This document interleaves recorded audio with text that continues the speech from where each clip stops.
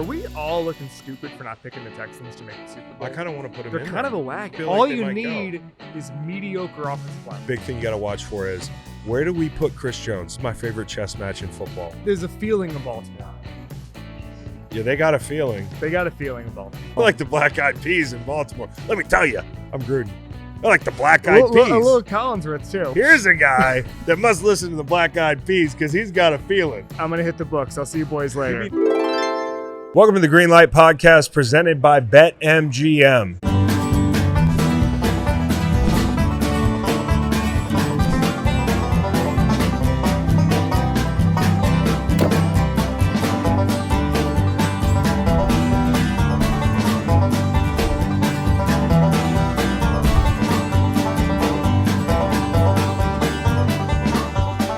Right now, what we have to do, though, is Thursday Night Time Machine, okay?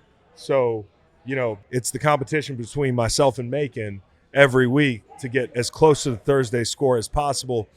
A couple years ago, I lost. Not my proudest moment. Had to spend 24 hours in the Waffle House. Remember that whole thing? And I think I ate like 12 to 14 waffles. 14 in 10 hours. 14 in 10 hours. I had to get out of there, man. Like, I couldn't be there. I was way too overconfident about how long I could be in a Waffle House. I was also overconfident about how easy waffles go down. So anyways, that was the worst shit of my life. And this year we have not decided the stakes. I'm going to get Kevin Clark to help us with that. Week 1, kicking it off. You already know the result. I'm going to go. Well, give me Macon's first. I got mine right here. All right. Macon's Eagles 28, Cowboys 20. Ooh, I am damn. Okay, so I'm Eagles 30, Cowboys 24. Okay. So we like the over. If it's 7, it's a push. Yep, 7's a push. Anything 6 or below. Which you're always on the low side. Am I usually? Always on the, Really? You always pick a closer game. This is Chris Long coming to you live from the bowels of the Borgata Resort in Atlantic City.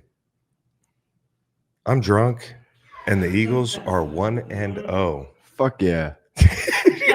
Nolan's fucked up too. Oh, go Birds, baby. Fuck yeah. Go Birds. Everybody's drunk. Blame the lightning delay, honestly, or No question. blame Gina, who is a fantastic bottle service employee at the Borgata.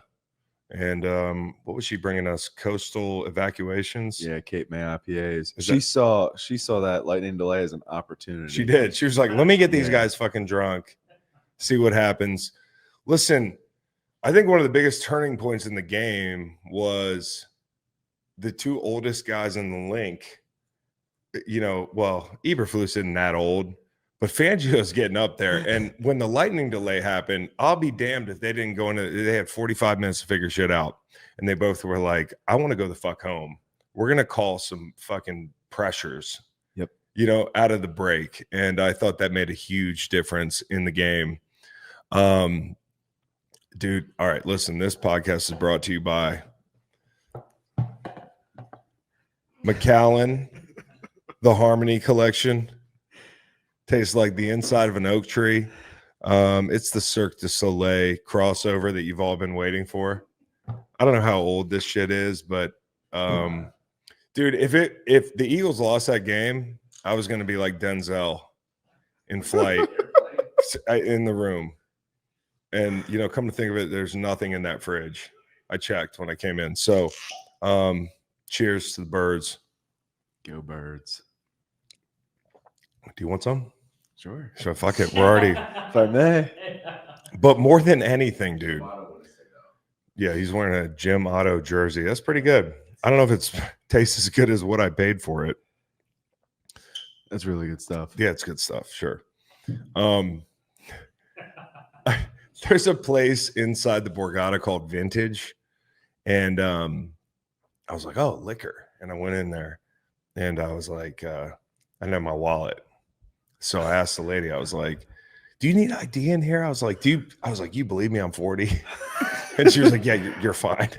Right. It's like, so I you know, I'm wearing it on my face. Now, yeah, with you coming home with this, I imagine this means there's no LeBron X Hennessy in there. no, this is a totally different deal. This is a McAllen Harmony collection one more time for the people at home. Anyways, let's dude, the lights, thank God we got the lights in here. When we went to London to play the Patriots, they brought over these giant like fucking seasonal depression lights because of the time change. Didn't help at all. We got our asses kicked. Patriots were on East Coast time. Yeah. We were just like, oh my God. So thankfully, lights are here. We can get this breakdown done. Listen, win's a win, man. Like ultimately, you know, I said before the game, it's going to be tougher this year. And that's not to say that they're not going to get better. But first half, horror show defensively. Second half, not a horror show offensively. Didn't quite close it out. Yep. Honestly, came down to, in my opinion, like, I don't want to oversimplify it, but fucking like 3 CD Lamb drops, a Ferguson drop in the end zone. So flying a little close to the sun if I'm the Eagles defense. We said before the game, Adoree Jackson is going to be a theme early in the season. To be a corner in the NFL that's not like at the top of your game and like barreling down on opening day and you're starting for a team that everybody's watching and you know you're like to be a corner in the NFL and start, like you're a great football player. Yep. But by NFL standards, it's a motherfucker if you're getting picked on in the opener. And in the first half of that game, like, you know, I threw a zone pouch in. The guys were throwing me pouches tonight. Threw a zone pouch in, start of the game. Adoree Jackson's Eagles career was almost over before I took it out. Yep. Ja'Cory Bennett came in the game. I mean, like, you know, and I guess this whole breakdown needs to be contextualized talking about Jalen Carter, because I have a quote in my notes earlier that I look back at. And I said, and I quote myself, as bad as you might feel about the deficiency, it's not an exact quote, I'm paraphrasing now. If Jalen Carter plays like Chris Jones, all the deficiencies go away, right? Yeah. But Jalen Carter would have to play. Yeah. He has to be out there. That's kind of like, that was the prerequisite of the whole fucking, you know, and I think he can be that good, but he has to. I got to be real for a second because I fucking love the guy. I'd rather say whoa than sick him, right? Yeah, totally. But he's got Hall of Fame talent, Hall of Fame. I don't know what that feels like, to feel like, yeah, if you just decide to fly straight, like you're going to be gold jacket. He's that good. He's got to make a decision, you know. And hey, Dak Prescott, it's a cagey move. So that's the old bait spit. Yep. You know what I'm saying? That's thick beard Dak. Yeah. He's a little grizzled. He's a fucking veteran. He knew the minute he, you know, and if you spit through your teeth, it's kind of like I can pawn it off. The minute he did that, and that's the problem with Jalen now, is like people know your reputation. I can get in this guy's head. Right. You can poke the bear. Let's poke the bear. Let's find out. I'll never forget the beginning of this NFL season. You know what I'm saying? Totally. Like there's a memory every opening day. The memory for me is the ball's at the 50-yard line after Jalen Carter fucking hawks a loogie on Dak Prescott's chest. And they got the card out, you know, for the fullback. Yeah. Ben Van Summer. Yes. And Jalen's walking in the fucking, I'm sure the fullback's on the cart, and Jalen's walking in the fucking tunnel, and he's passing the cart, and he's like, what are you doing in here? You know, and Dom's walking Jalen, and you're like, golly, dude, it's going to be hard enough. And I think you see why it's going to be hard. You know, I said coming in, like the secondary, it's thinner. So the adjustments, the rabbit that Fangio pulled out of his hat last year, it's not there. You know, if Adoree Jackson's not on the field, then as far as the guys on this team, you're talking about like a guy you just traded for from Vegas, and they were willing to part ways with that corner. Right. Having to perform at a high level. You know, and So what I did is, thankfully, we live in a timeline where if you're an Eagles fan, your favorite GM is like down to make a fucking move. Yeah. Like that's the thing about watching the Eagles week 1. It's gonna change. I have a list of names: Greg Newsome, contract year; Denzel Ward, last year of his deal with guaranteed money. And Nolan put this list together for me in the fucking third quarter. Colts, Charvarius Ward, not too much guaranteed money beyond this year. Jaguars, Tyson Campbell. That wouldn't make people like, people wouldn't be like, now we're getting to the part of the list where people would be like, okay. We're still in the upgrade territory, though. Yeah, for sure. And, you threw in L'Jarius Sneed. I doubt they'd do it. These are just names. Right. Diamador, Lenore, I don't think they're folding up the tent like that, although Christian McCaffrey's calf is hurting this week. It depends where they're at. 4 weeks. Yeah, dude, because Lenore, no guaranteed money after this season. And then you throw in Brandon Stevens, which that would be a public statement, wouldn't it? Again, unfortunately, an upgrade. We are in trouble. Yeah. Hey, right. Brandon Stevens, we'll take you. Right. I don't think it's just, I asked Nolan, I go, make me a list of fucking corners that, Howie Roseman can go out and get. Greg Newsome and Denzel Ward are kind of top of mind for me. Yep. The first half I talked about the shit show that it was defensively. It starts with your best player making a move like that, which again, he got baited, but you gotta know, man, you got to know where you are. The first half was rough. Listen, and the part to me that makes it scarier than last year is, the run game was hitting too. And, the Atlanta game, I said this before, and I said this to some people in the fucking sports book here too. Where were you last year when we were getting gashed by Atlanta? And Atlanta drove down the field in less than a minute to score. It was the worst thing ever. Yep. I was like, oh my God, there's no pass rush. And then by the Super Bowl, they said that's the best D-line ever. People were talking shit you're fucking bitch ass D-line from 17. Right. I was like, yeah, hey, listen, those guys fucking turned it on. You lost Josh Sweat. You lost Brandon Graham. You lost Milton Williams. And essentially, this defense is replacing 5 starters and 2 guys that were supposed to start at some point. So Fangio's, he's got his work cut out for him. But I thought Jahad Campbell played I got to watch the all 22, but fucking the play he made on the seam was impressive. Oh yeah. To pair that with the preseason tape, I really liked the guy. I thought Byron Young made some plays, forced a hold, Yep. Got in on the fumble that changed the whole game, right? And so it's not all bad. Uche has some fucking really good rushes. Yep. They didn't call him out on the broadcast, which always drives me fucking insane. But the guy, he won on an inside ghost move. Barely touched him. Yeah.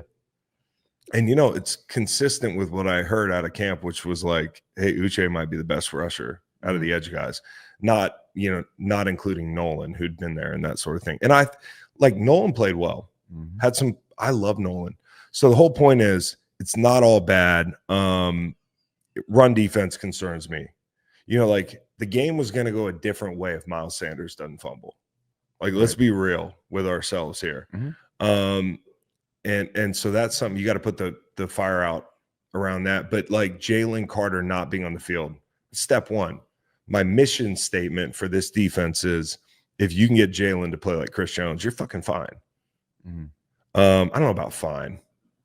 So anyways, let's get to the offense because I thought the offense, and that's going to be your security blanket. You got fucking a month and a half of tough ass games. So offense played well. I think at the start of the delay, hadn't punted. Nope. Right. We knew they'd run the ball, but I thought Patullo and Jalen Hurts and the whole gang, they checked their ego at the door. You know what I mean by that? Yep. come out. It's the first fucking, like, hey, every year it's a new coordinator because this group is like a bunch of kingmakers, right? Like Steichen and Kellen Moore. You come out and you think you want to go, bombs over Baghdad. You barely see AJ Brown in the first half. Big reception at the end there. Mm-hmm. Yeah. But they kept things like under control. Check downs to Goddard, run game. Jalen was decisive. He had to have like 50, 70 yards rushing. It felt like, so I look at the offense and I'm like, the offense didn't get tested today. That's not to say it was a negative thing. They played as good. They did what they were supposed to do. Right. And especially the first half, you scored 21 points and AJ Brown hadn't been targeted. It defines the game. Right. You get in the driver's seat that way. The time I was impressed with them was 2 minutes to go, like 1:40 to go in the half. And you had 3rd and 6, Dotson. Like, they went for it. Mm-hmm. And the game could have been different before the half because at that point, Dallas kicked the field goal in like 40 seconds. Yep. And fucked around too. But they hit Dotson on 3rd and 6. And, like, they always had Jalen's got that arm arrogance and that, like, hey, it's 3rd and 3, but I'm going to take a shot. And I love that. Sometimes I think it's wasteful, but in that moment, I was like, hey, that's badass. And that kind of defined the game to me.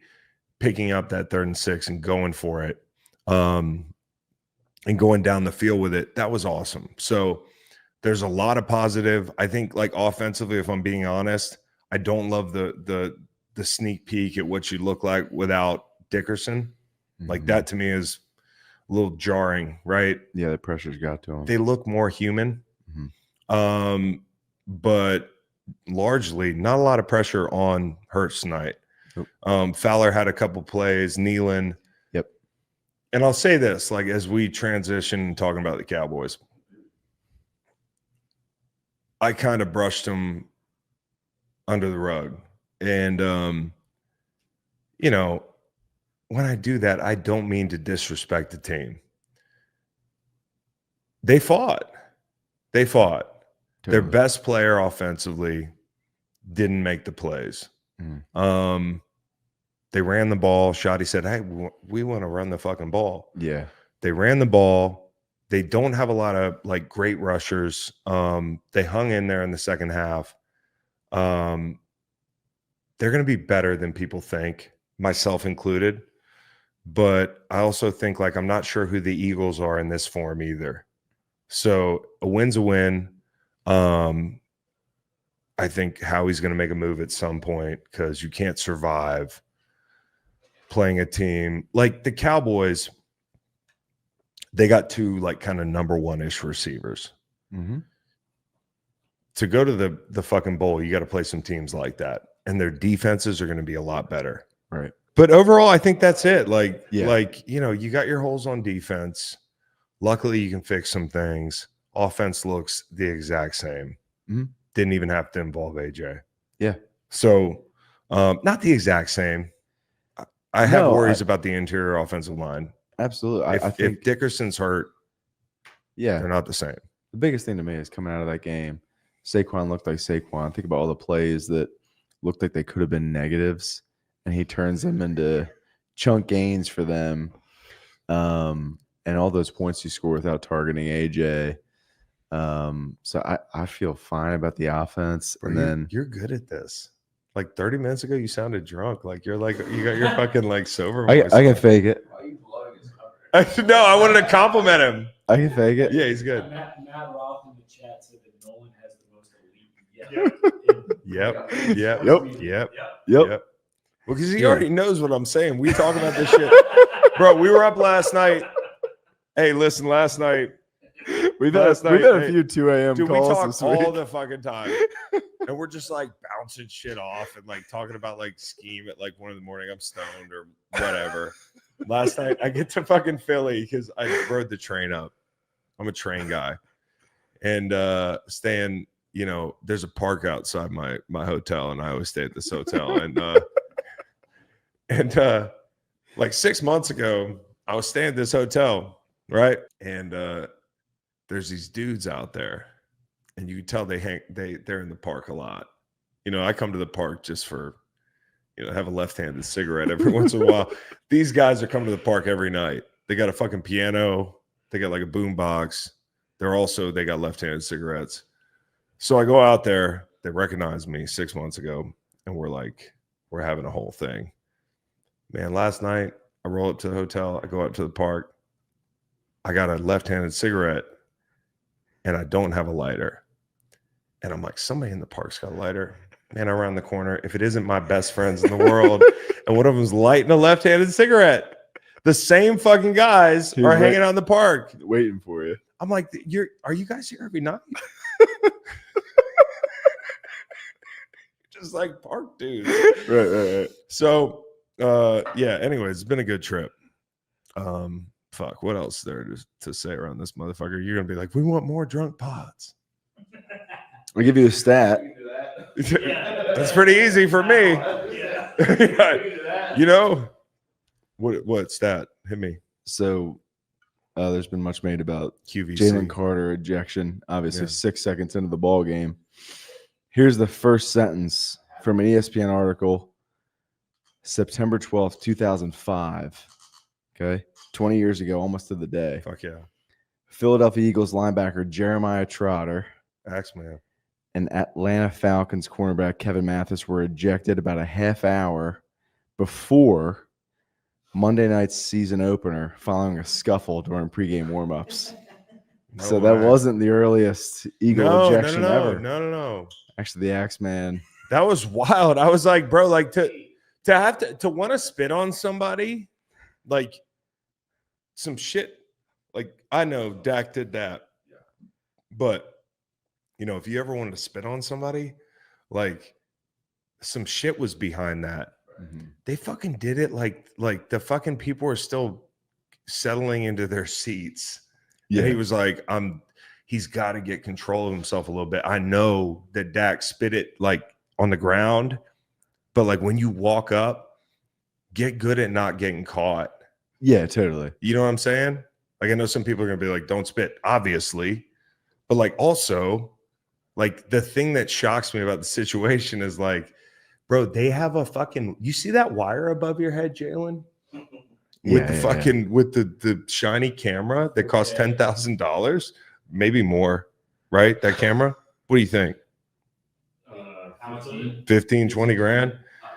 He's saying 4K like the quality. Yeah, well, okay. I'm talking about it costs like it's a Hyundai. There's a Hyundai on a wire above your head, bro. What do you think is going to happen if you spit on Dak Prescott? Mm-hmm. Just got to get better there. If we just nip that in the butt and put out the fire at corner and find an ace rusher who I think could be Uche. Yep. I don't know if he's going to be like an ace, but he might be your bookend and Nolan. Every third down. Yeah, come on in. Mm-hmm. Make some noise. You know, the funniest quote of the night was, and maybe I'll leave you with this. We'll see. I'm so glad we're live. I started this fucking thing and I was like, yeah, you know. Well, we got 10 hours if I say anything stupid. Listen, this is basically, I mean, this is IG Live for you. This is like somebody who's like got a problem on IG Live. Nate during the lightning delay, fucking classic Nate. I had the over. Okay. I also had. No, we had the over. We all had the over. Okay. And it was the right side. Yes. Bro, like. We were rolling. Bro, execution.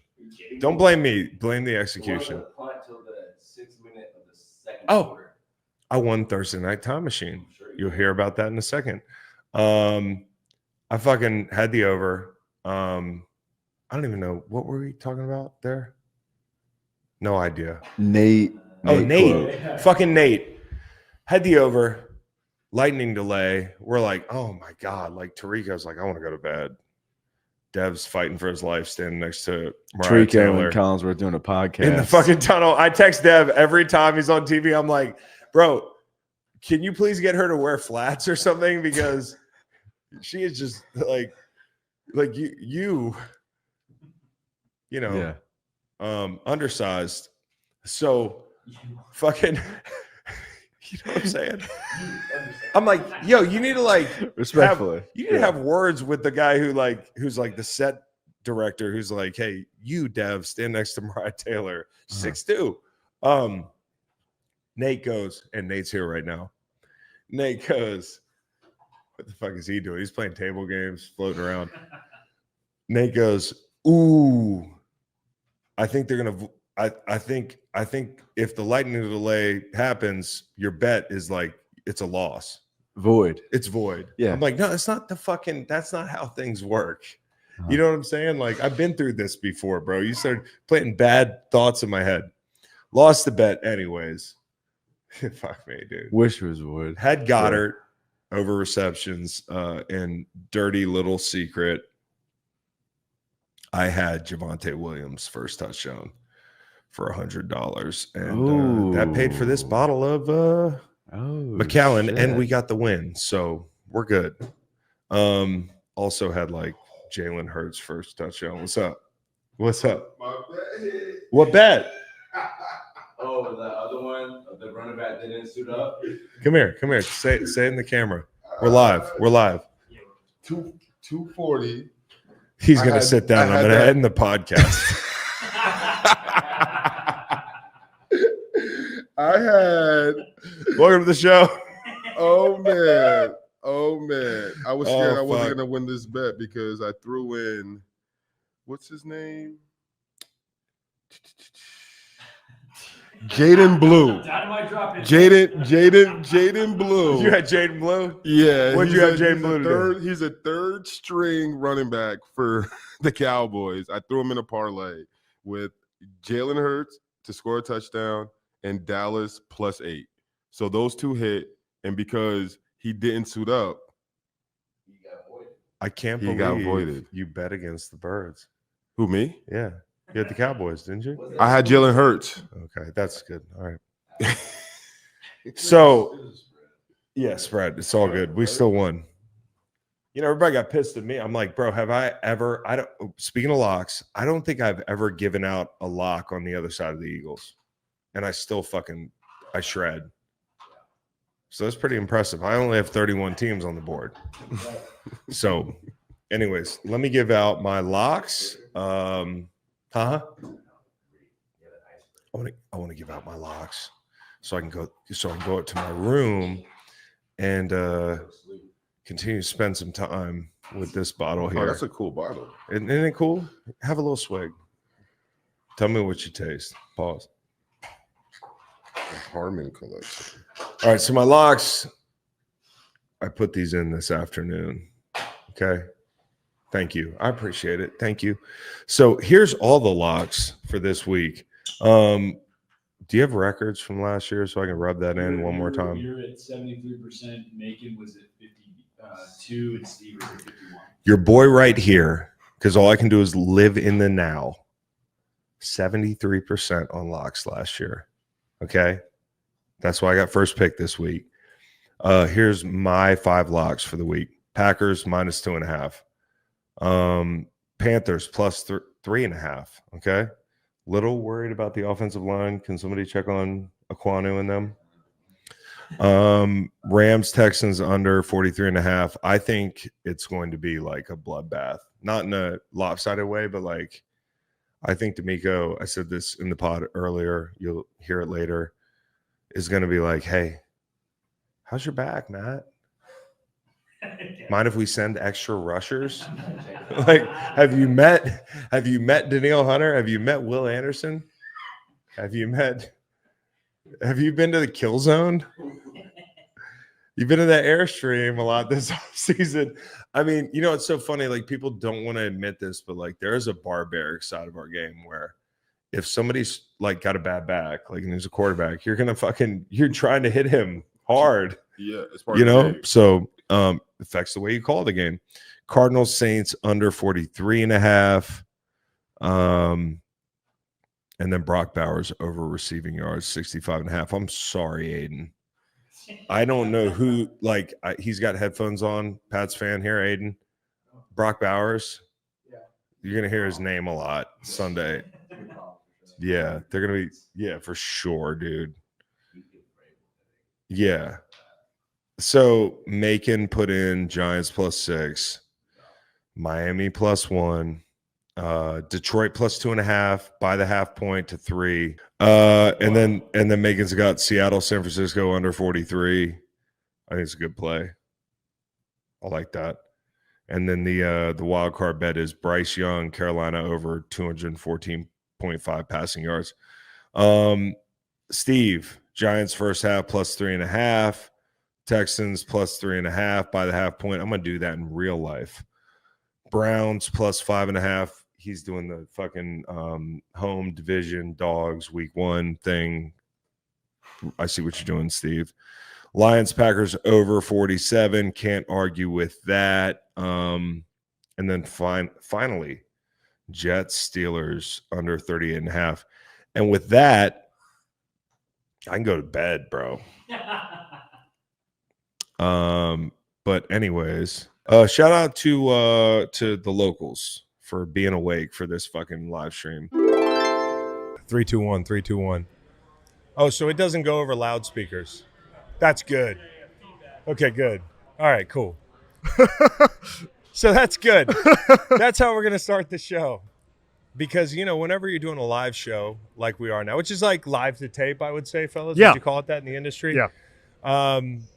You worry about ruining people's meals and shit.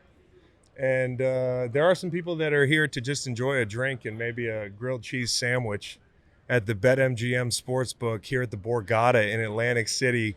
The energy is electric. I'm staring at bottles of tequila. I can't wait to rip those open after we do this show. I want to highlight the energy of the BetMGM Sportsbook and Bar. I already did.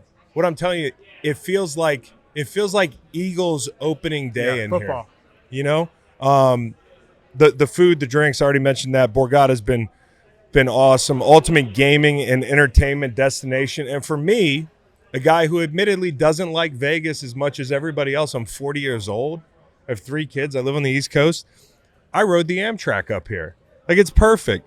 Hey, beat the book game. I got to shout that out at the kiosks. Fans can try to outpick the book for a share of $15,000 in free play each week. You might want to get on that if you live in the area or if you're in Atlantic City for fun. Thank you, BetMGM. Thank you to the Sportsbook and the Bar team. And thank you to the fans that are listening. Please make a trip up here. You got to check this place. You got to see it to believe it. Come check this out. Game day experience at this sportsbook has to be incredible. You are listening to the Greenlight Pod. I'm Chris Long, and I am joined by one of my favorite people in the media, period. Kevin Clark, host of This Is Football. When I heard that Kevin Clark was going to Omaha, I was like, this is like Randy Moss going to the Patriots. And maybe Peyton wouldn't like that analogy. But you're Randy Moss. He loves ball. Who's Randy Moss in this equation? Are you Randy Moss? I don't think I'm Moss. I think I'm more like Corey Dillon. Corey Dillon. Yeah, just like more of a role player. I think Randy Moss. I think Peyton and Eli are like everybody on that team. I think Dillon was maybe north of for a year or two early in that. No, he was really good. He was really good. So don't sell yourself short, you or Corey Dillon. Okay, but Kevin's here. We got a lot to do today. We're going to preview the Week 1 slate. I can't believe we're here. I don't know about you, Kev. You get cool access to coaches and all types of like fun content in the offseason, but I hate the offseason because we're always trying to make something out of nothing. Well, I just can't talk about things. Like I've been asked on probably 30 shows what my expectations are for the Steelers with Aaron Rodgers. And the answer is I don't know, guys. He's going to be like the 15th best quarterback. But guess what? We'll see. Yeah. I don't know. Yeah. And I love football. And I'll talk to you about football, whatever show it is, a radio thing, whatever. But like it's the same topics from, let's say, May. Once the draft gets set. Oh, yeah. And we know what the rosters are. Yeah. From May until yesterday, basically, there is nothing but talking. And I'm just so ready to see football. Let's strap the chin straps up. Let's and play some go. football, dude. Kevin Clark's ready. I'm ready. The other thing about the draft is like, and I kind of take the draft like for personal time. Like, I think there's a lot of people that like to, take advantage of the opportunity for content and engagement. Yeah. And like, I'm like, if I don't know it, I'm not going to talk about it. And, like when people come to me and they're like, what do you think about this defensive end? What do you think about that linebacker? I'm like, you really expect me after watching like YouTube for 5 minutes on a prospect to be able to give you like a real expert analysis? The other thing about the draft that's hard is, a lot of football people who we think are geniuses are straight up wrong. They miss but all like the time. Loud and wrong All the time. So like I had someone I really trust in the league last year text me the night of the draft. Yeah. Not a Chiefs person. Text me the night of the draft. It was like, Xavier Worthy is going to Canton. Mm-hmm. And he might be like the best player in football next year. Like he might be like Tyreek Hill instant. And so I'm on TV like the next week being like, biggest X factor in football. If he's who we think he is, we need to start a new league, all this stuff. And then he's fine. Like he's fine. Yeah. And then it's like, well, wait, like who's wrong there? Is it me or Well, the maybe GM? nobody's wrong because like when you think about Kansas City, for instance, you have no idea that Hollywood Brown and Rashee Rice are going to be missing for different periods of time. And I got to say, the first time I've said this on this show, the first time I saw Worthy touch the football in the red zone on an end around, I was like, holy shit, that guy could take over the league. So yeah, there is the potential there. I just love this time of year because it is time to see what's what. And then the whole thing on top of that is like, you're not going to really know anything. Belichick used to have a saying that was, football doesn't start till Halloween or Thanksgiving. Like it was one of those two holidays. That makes sense. He was like, you don't really know who your team is until that point in the season. So here's what we're going to do the next month. We're going to jump out of the gym for like last year's New Orleans. Remember when Clint Kubiak had them cooking and they hung 50 on Dallas? Or you're going to say, hey, the Ravens defense is awful. Yeah. And then they're going to move Kyle Hamilton to safety, and fix the whole thing week 10. Like, you just don't know. And another thing is, I don't know if you do Super Bowl predictions. Do you do that? I do. You do? Who'd you have? Ravens over Packers. I had that before the Parsons trade. I had the Rams all summer, and then they started wheeling Matthew Stafford into a cryogenic Airstream, and I was like, I don't know about this one, boys. Yeah, what's going on in there? I don't know. The worst sign for that, all those crank Twitter doctors who were like Dr. So-and-so fantasy doctor. Yeah. So they start wheeling in Stafford into the Airstream, and all the crank doctors are like, this is a great sign. And I was like, that's the worst sign possible. Is it? When the crank doctors are like, hell yeah, we approve this weird experimental treatment. Just sell. Just start selling. What's going on in the Airstream? I want to know. Fly on the wall. But yeah, the reason I bring up the Super Bowl predictions is because I hate doing it. Yeah. Like, I think picking a division makes a lot of sense. You're kind of picking a team based on an aggregate of how they'll be roster over an 18 games slate and 17 game season. It's one of those things where once you get into the playoffs, it's almost better for you to pick those when the playoffs start. It's not almost, it is. When I pick the Super Bowl, it's like a shot in the dark. Yeah. And this year, as an opportunity to talk about it, I got called a bitch like 7 times this week because I put the Bucs in the Super Bowl. Yeah. And it's not because I put the Bucs in the Super Bowl.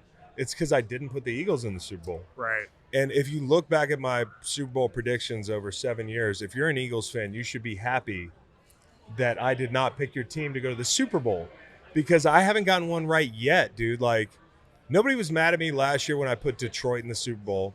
You're mad this year because the Eagles won the Super Bowl. And now you think it's even more incumbent upon me to put them in when math tells you, like, you put a gun to my head right now, I'm sorry. I'm not going to pick a team to repeat because there's only been 9 of them in the history of the league. Also, if the Lions were healthy last year, it's a different Everything January. changes. So let me get to fucking Wild Card Weekend.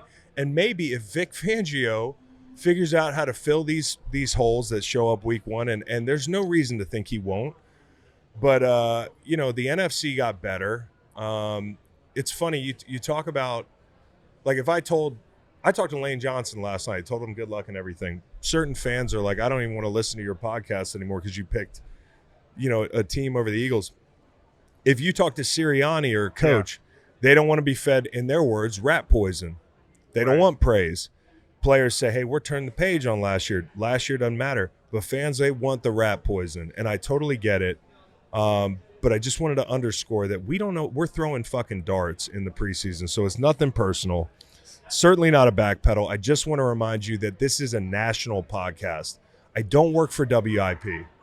You know what I'm saying? Like, the reason you see everybody at WIP or at the Eagles post-game show picking the Eagles is because they can't escape it. Right. They're going to pick somebody else.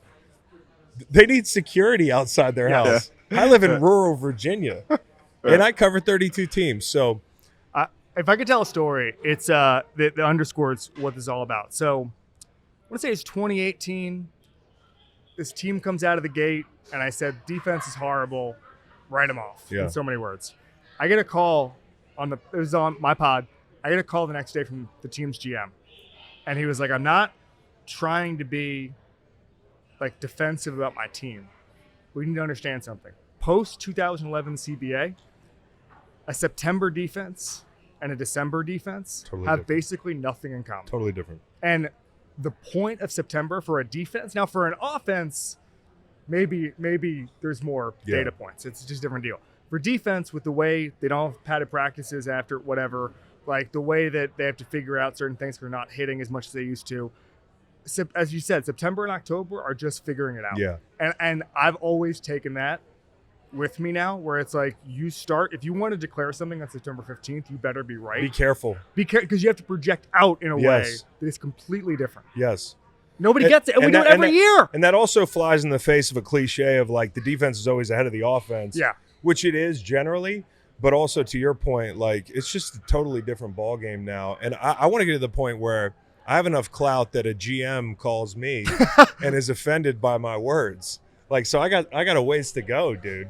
You just keep doing it. I don't think I've gotten now a you single. Just get Eagles fans calling you bitch. Yeah, exactly. I get Eagles fans calling me a bitch, tell me I switched up and all this shit, or like, hey, we don't like you anyways. And the funniest one this week was like, you know, hey, all you former players just chased the bag. I said, the bag is right here. The bag is kissing your ass.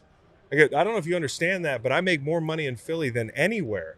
The problem I have to contend with as the host of this show is to not come across like a homer to the other 31 teams. I don't think you understand if you're an Eagles fan. Like, I get that complaint out of nowhere sometimes.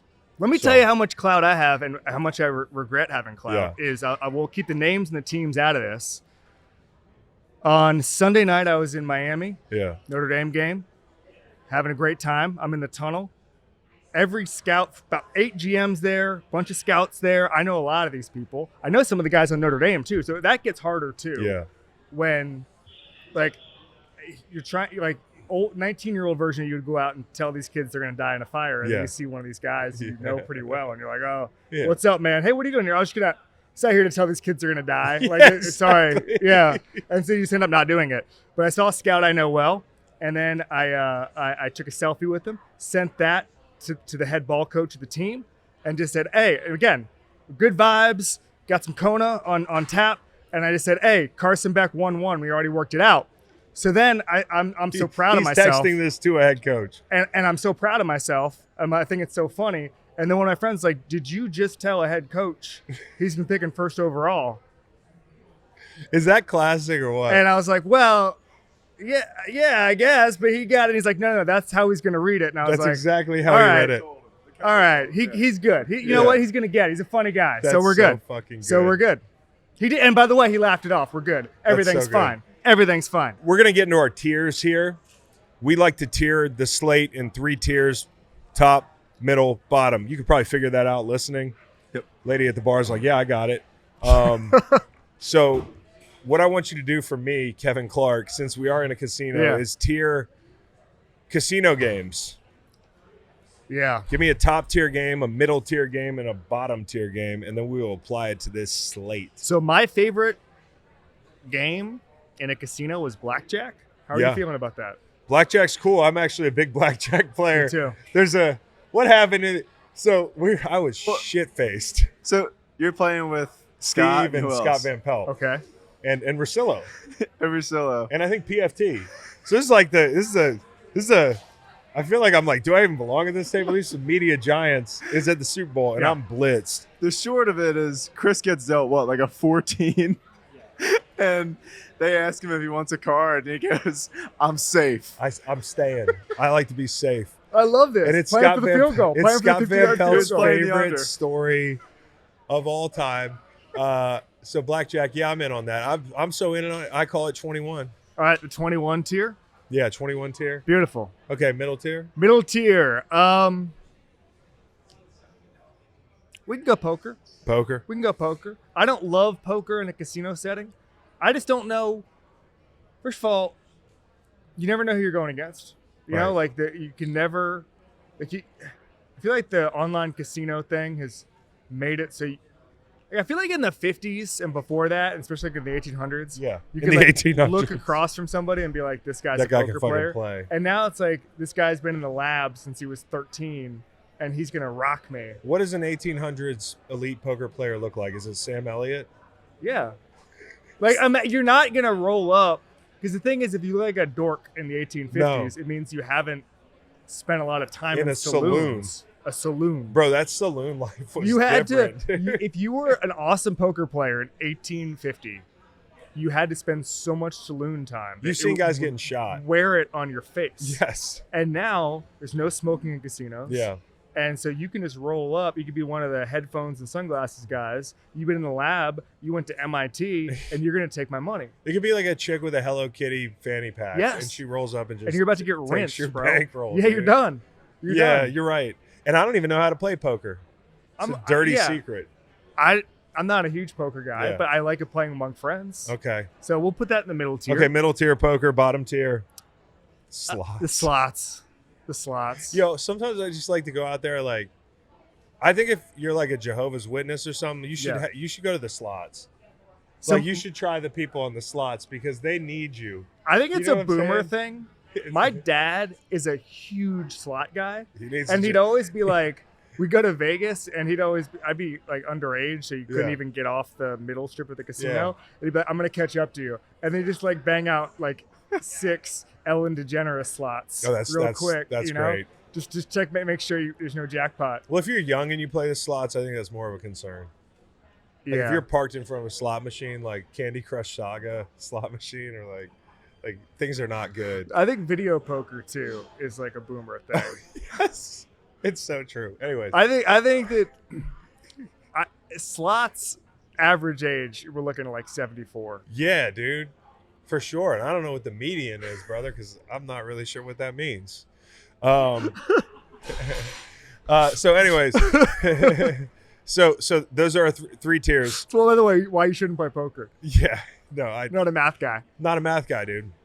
I am like a big number math guy in my head. Like I'm Really? anti-calculator. Yeah, I can do like 3-digit like multiplication. Don't ask me here. Yeah, I'm not Later. gonna ask you. We don't Take have your that word kind for of time. So, anyways, we'll start with the blackjack tier, Yeah. the 21 tier. Yeah. All right, obviously you got tonight's game, which is a top tier game. You'll hear about it at the top of the show. You already heard about it. You got Chargers and Chiefs in Brazil. We'll get there in a second, but Ravens, Bills as well. But Lions, Packers to me, and this isn't just because you put them in the Super Bowl or because we just talked about them. I think, honestly, that's going to be a huge game. And it's huge because there's 7 division games week 1 this week, and that's a lot. Like, you talk about, like, teams with aspirations like the Packers who went 1-5 in the division last year. Like, I know Detroit feels overlooked, but I'm pretty sure the Packers know they were 1-5 in division, and they know you're not going to get another shot at this group until, like, the leaves change. So this is a big fucking game for both those teams. And I just want to see, like, again, we did so much talking over the past 6 months. Yeah. I just want to see what narratives are correct early. Like, I went to Green Bay, and they're going crazy over Matthew Golden. And I want to know, like, I heard the same thing. I want to know if that's real or he just looks good to be a rookie. I think it's real because I had an NFL defensive back tell me, I saw him in person. He hasn't been covered yet. And like, at first I was like, wait, what do you mean? Like, all his catches are uncontested? Yeah. He's like, no. He's wide open. Like, he's good. And then I saw him do Yeah. that thing. He got all of them. and forgot to get the last one. He started celebrating like he Deshaun Jacksoned it. So I don't know, between like hearsay and the reaction test, I think they're going to the Super Bowl. Well, the Packers also had the 3 of the top 5 drop rate guys in the NFL last year. Totally. So if anybody can just catch the football, that's a plus. We talked about that. Like, he's got to be, I'm sure in his scouting report, and again, I don't do college, but I'm sure like strong hands was top of the line for them.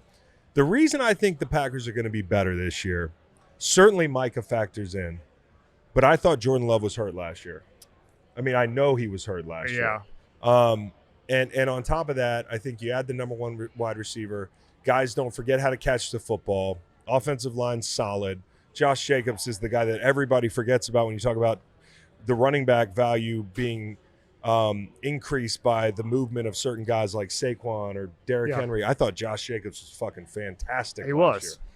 So there's something. So when I talked to Jordan Love, he talked about his legs, and he was like, he couldn't use his legs. After the game in Brazil, he couldn't use his legs. And then talking with somebody else there, they made a pretty good point about that specifically. Obviously, if you're a quarterback going to move, and if you can use your legs, you want to be able to. Yes.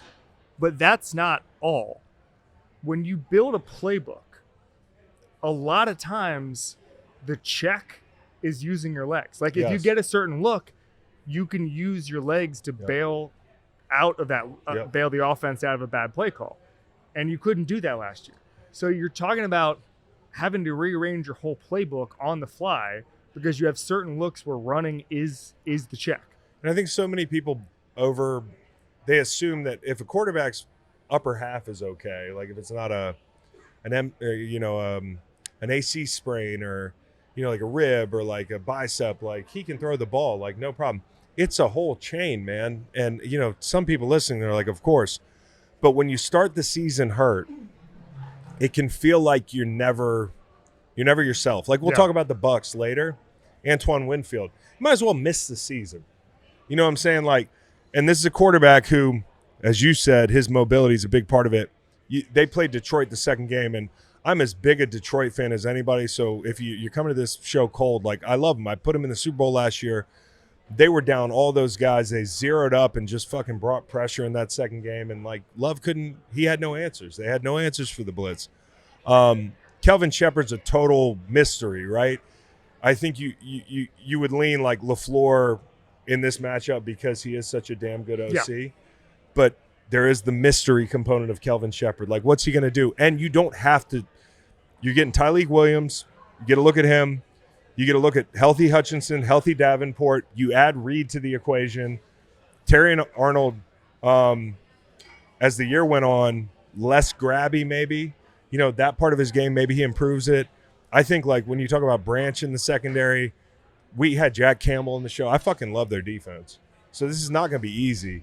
But I think the biggest thing is this. When they made the Micah trade, the retort from Detroit, they're like, well, they gave away Kenny Clark, so we're just going to run the ball up their ass.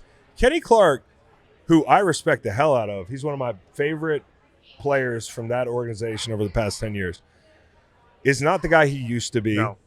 And I also think they like Brooks, and they really like Wyatt, and I really like Wyatt. And when you watch that second matchup, because that's the most recent game they played in, Detroit did not run the ball up their ass. That is revisionist history. It was the fact that Halfley plays zone, you need pass rush, and they could not they barely touched him. 13 pressures second game, 8 pressures in the first game. It's not enough. So Mike is going to change everything. I really do think. When I talked to a certain former executive, he was like, this is the type of move that changes the power balance. I completely agree. I mean, there was a stat out there Bill Barnwell put out. When Micah Parsons was on the field, the Cowboys were the second best defense in football, or the best defense in football. And when he was off the field, they were the second worst. Yeah. And like that, it's almost quarterback-like impact for a defensive player. That's which is like only Aaron Donald could give you that before. That's why to me it's like there's this narrative about Micah where people don't like him because of the podcast. They don't like him because of the Cowboys. And there's a narrative that he disappears in the playoffs. Okay?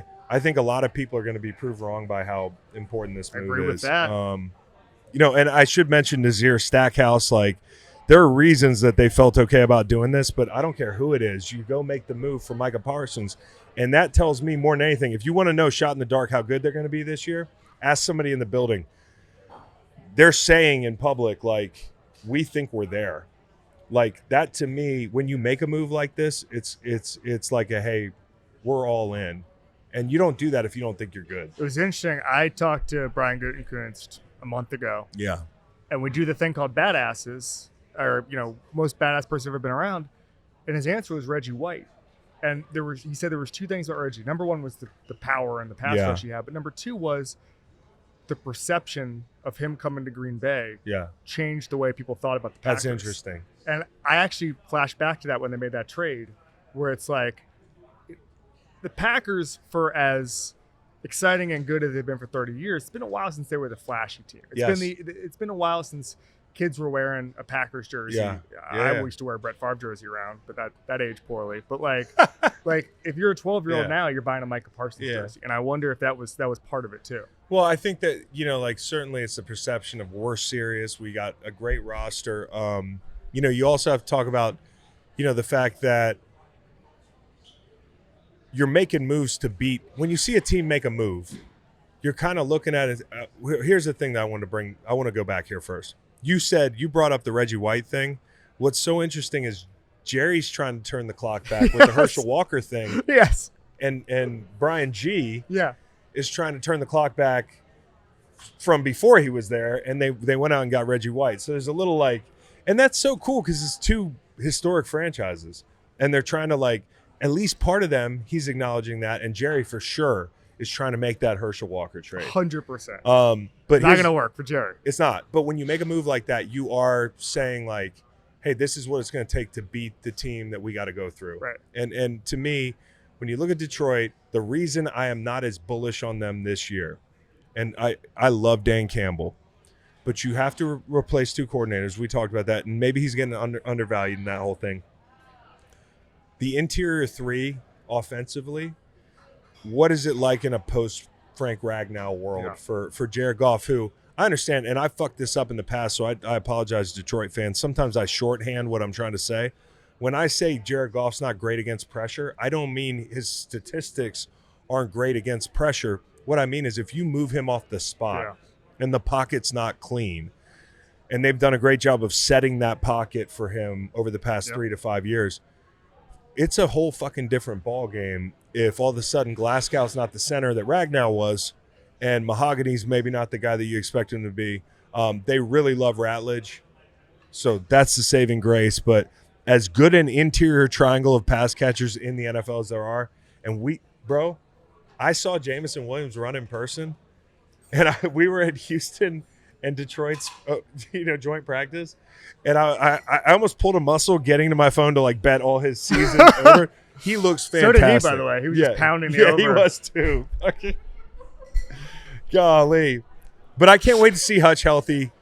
I think they're two fantastic teams. It hurts me to have to pick somebody, but we'll see. We'll see. So I think people are undervaluing the Packers defense as it was before they made this trade. I agree. They were pretty good at the end. You got to remember the team that put up 40 on the fucking Chiefs in the middle of the game. It's the same team that had trouble moving the ball against the Packers. And that could have been a slump thing, but I love the Packers. I like the Packers too. I'm working on it. All right, so let's go Chargers Chiefs in Brazil. I think the most interesting thing to me is it's not even a player on the team. What's the surface going to be like? Last year, everybody was working the surface. Jordan Love gets hurt, and it just felt. I'm gonna give you a nugget I shared at the time, but I think about it a lot.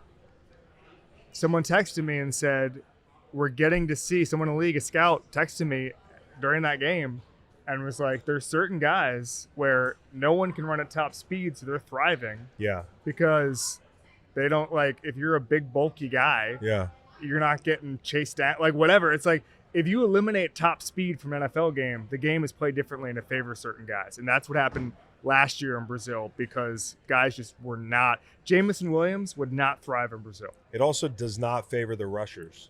No. You know, because as we Slippery. remember the Super Bowl with the Chiefs and the Eagles, you know, that game, I don't want to say it was altered. It was altered. Like, I'm not saying it's like, hey, Chiefs don't. It's not like a fucking, you know, I don't want to do this with Chiefs fans, but it changes the game. Yeah. You know, they earned it, but it changes the game. Guys are falling down. And to that, I would say get the right cleats on. You know, we used to always, like, coaches would come in, like, before we played at Lambeau and be like, check your cleats. And the DBs would all be like, yeah, we're good. And then they go out there and fucking fall down the first play, and there'd be like Jordy Nelson to the house. Dunch, dun-dun-dunch, go, Pack, go. And it's the same thing in Chicago, playing at Soldier Field. So you got to be careful. Also, back in the day, Candlestick, which was my favorite stadium ever. Really? Yeah, it's such a dump. I loved it. Yeah. You walk, you know how you park, the players park, and there's, like in Jerry's world, there's like an underground tunnel. Yeah.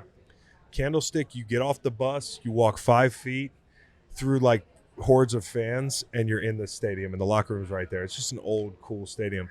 But the moisture from the bay used to seep up through the grass. So, like, every playing surface is different. Players know it, but this is an unknown for a lot of players. So I'm curious how this is going to play in. Chiefs recently played in Germany. It's been 6 or 7 years, I think, since Chargers played internationally. Take that for what it is. I think, again, when you go out, we just talked about this, and make moves in the offseason, you have, like, beating the big dog in your division in mind.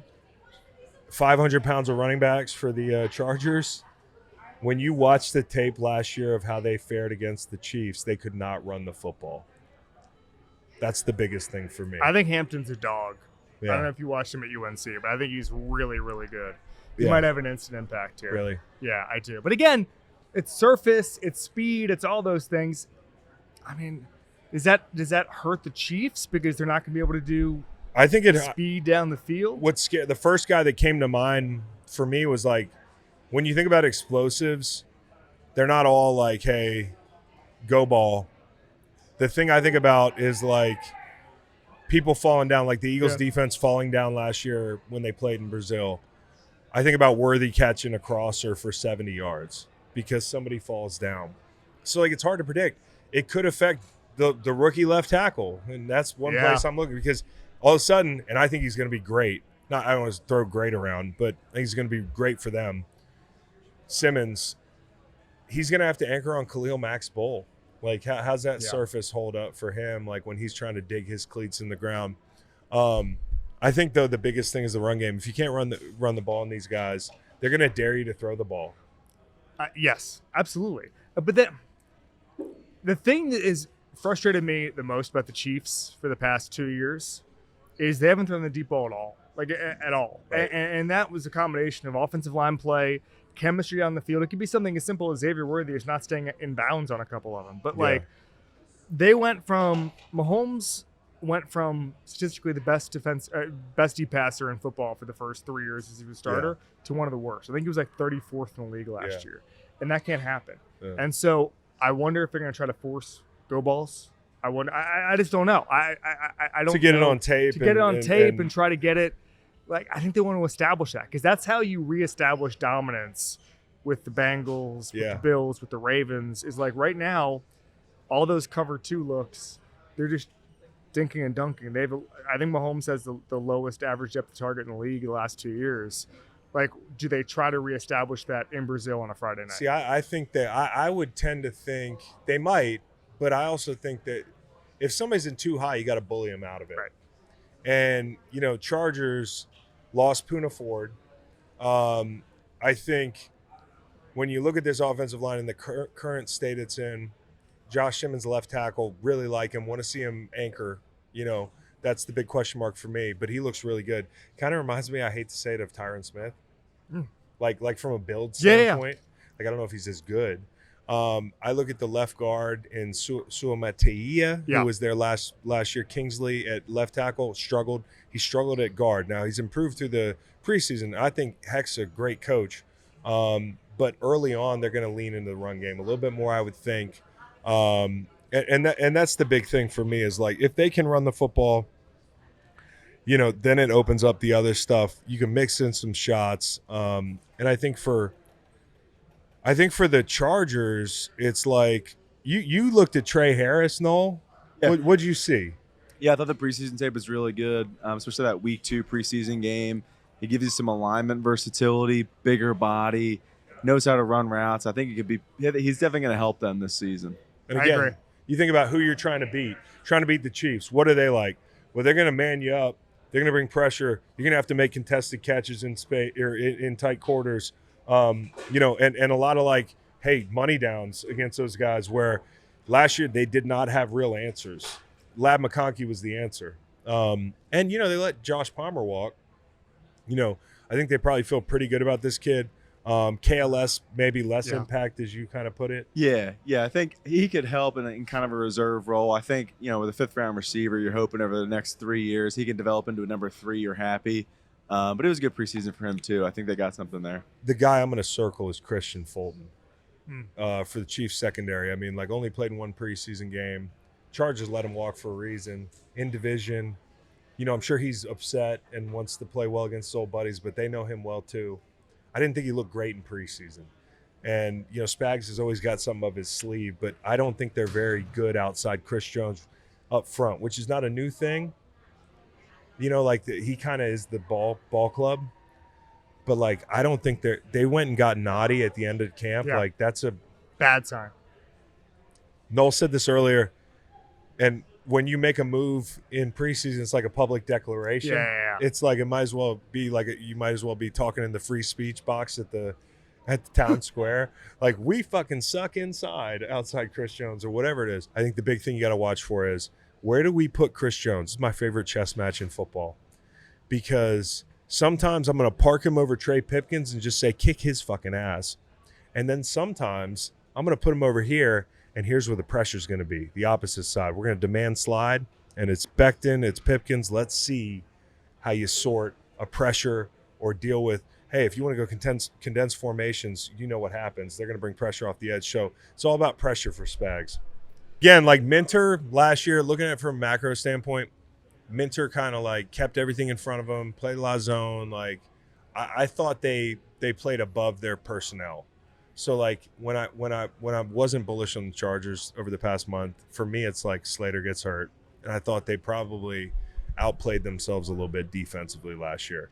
But I think for the Chiefs, it is still a tight matchup, especially right now. I agree. Rasheed Rice, no Rasheed Rice. Screen game. Yep. Got to run the ball. Okay, Ravens, Bills. I got a bad feeling for my Bills I kind of do too. This week. Not for the whole year. There's a feeling in Baltimore. Yeah, they got a feeling. They got a feeling in Baltimore. Who sang that song? What? Black Eyed Peas? Black Eyed Peas. I got a feeling? Yeah. They got a feeling. Hey, they're Oh. like the Black Eyed Peas in Baltimore. Let me tell you, I'm Gruden. They're like the Black Eyed Peas. A little Collinsworth, too. Yeah, Collinsworth. yeah. Hey, you know the Black Eyed Hey, Peas yeah. song? Sometimes you look at, but here's a guy that must listen to the Black Eyed Peas because he's got a feeling. This is pretty good. This is good. We should That's just do good. the whole podcast. We should write lines for and send them to broadcasters him. and send it to Yeah. them, like old school, like stand-up comics. How Yeah. they used to have a writing team. We should just sell them My- lines my- as the quarterback is jogging on the field, and they do the overhead thing. I think one time I sent Joe Buck something. I can't remember if he really tried to put it, to really but after a while I was like, he's way too famous now. I can't get Joe to do it anymore. But yeah. So here's a guy who's worried about the Bills this weekend because how'd their season end last year? It ended because of injuries and corner depth. Elam playing a lot in that game is really what sunk them, in my opinion. And they've always You had mean Elam injuries. tumbling backwards on tape, just literally? There was a play. I don't even know how he ended up on the ground. Well, he's where on the Dallas Cowboys now. Oh, I know he is. He just started I don't even know how gravity and his momentum took him. He just rolled backwards. It was bad, man. The first round pick. And what sucks is, well, you know what's funny about that? Elam was the first round pick, and Benford was the 6th. Yeah. So now they need Maxwell Harrison to play like a first round pick when he comes back, but he's out for and then their 3rd round pick tore his Achilles up front. Yeah. Benford's active. The safety position is a mess to me. I mean, I want to be respectful because everybody's doing the best they can. Damar Hamlin first off, obviously great story. Like, I saw him in that playoff game last year, like, knife in and hit Derrick Henry on the thigh board. And I'm like, to have no fear is that dude, like, hats off to him. But he was a teamer and a depth piece before this whole thing. Yeah. They've let the safety room go. Cole Bishop hadn't panned out. He's got to make a jump if they want him to be better. I wouldn't be surprised if Bean makes a move at some point. But the point is, they have 3 question marks in the secondary, and they're playing a team. They also have 2 guys suspended that they need to, like Hoyt's suspended. Who else? Larry Ogunjobi's suspended. Yeah. The Ravens might have the best roster they've had on paper since Lamar's been there. You know what's funny? Harbaugh said this. I was down there. But what Harbaugh said was like, what's funny about the Ravens and the national narrative is he was like, typically everybody talks about the Ravens question marks. And then by December, they're like, it's a stacked roster. Yeah. So it's actually kind of rare that we go into the season being like the Ravens have a stacked roster. Yeah. And the expectations, I think, should be really high. Yeah. And I kind of feel like they might – the way I look at it, and this might be simplistic, but after the Ravens won the Super Bowl in 2012, I remember like on the flight back from New Orleans, I was thinking about why the Ravens won. And I was looking at the roster. And I was like, of course they won. I love that you weren't they won the Super Bowl. In a puddle of sorrow coming back from New Orleans, like hungover. You were thinking about ball. I was pretty hungover that. I was thinking about ball. Yeah, I drank. He was having a panic attack, like rum and coke. I was like, why'd the Ravens win? I was like, why'd the Ravens win? And you look at the roster, and you're like, of course they won. Yeah. So from then on, every season, I was looking at the rosters to be like, what's the of course they won team? Yeah. Like we're gonna look back and be like, wait, Ed Reed was on that team. Ray Lewis was on that team. Like, I'm looking at the Niners, good team. Yeah. Michael Crabtree's not an of course they won the Super Bowl guy. I think the Broncos, the year they beat the Panthers. Yeah. I'm looking at it, I'm going, wait, Von Miller's on this team. Peyton Manning's on this team. Malik Will, of course they're gonna win. Of course, it keeps Talib. Of course they're gonna win. They're gonna beat.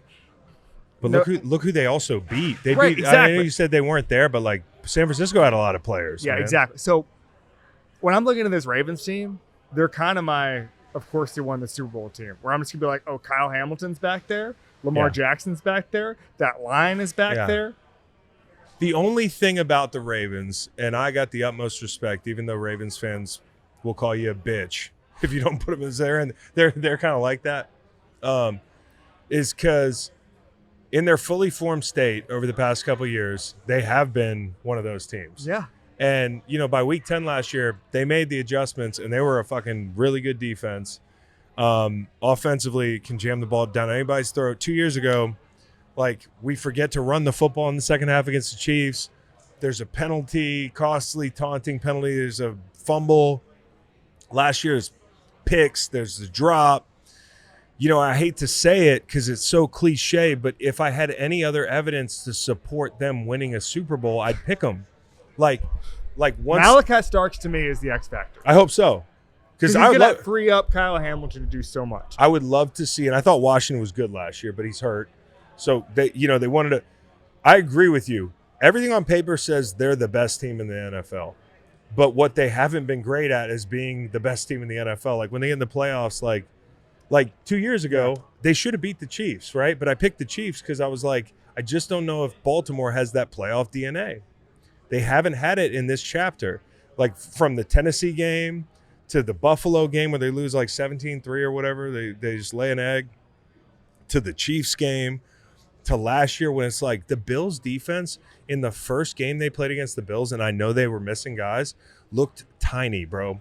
It was like hapless. I watched. All they added was Amari Cooper, and they found a way to beat him in the playoffs. Like Cooper, by the way, unadded himself. Yeah, Amari Cooper was like with the biggest never mind of all time. Like, I just have to ask, is that like getting? You've probably seen guys do it. They just get to camp and they're like, no. I've seen dudes do it. I've seen dudes with that quit in their eyes. And, a lot of times it's either like the older guys. Yeah. Or it's like a young guy that's like, this is a lifelong dream, but the deck's pretty stacked against me. Yeah. Like, I want these 3 weeks back. Like maybe I want to drive a truck or something.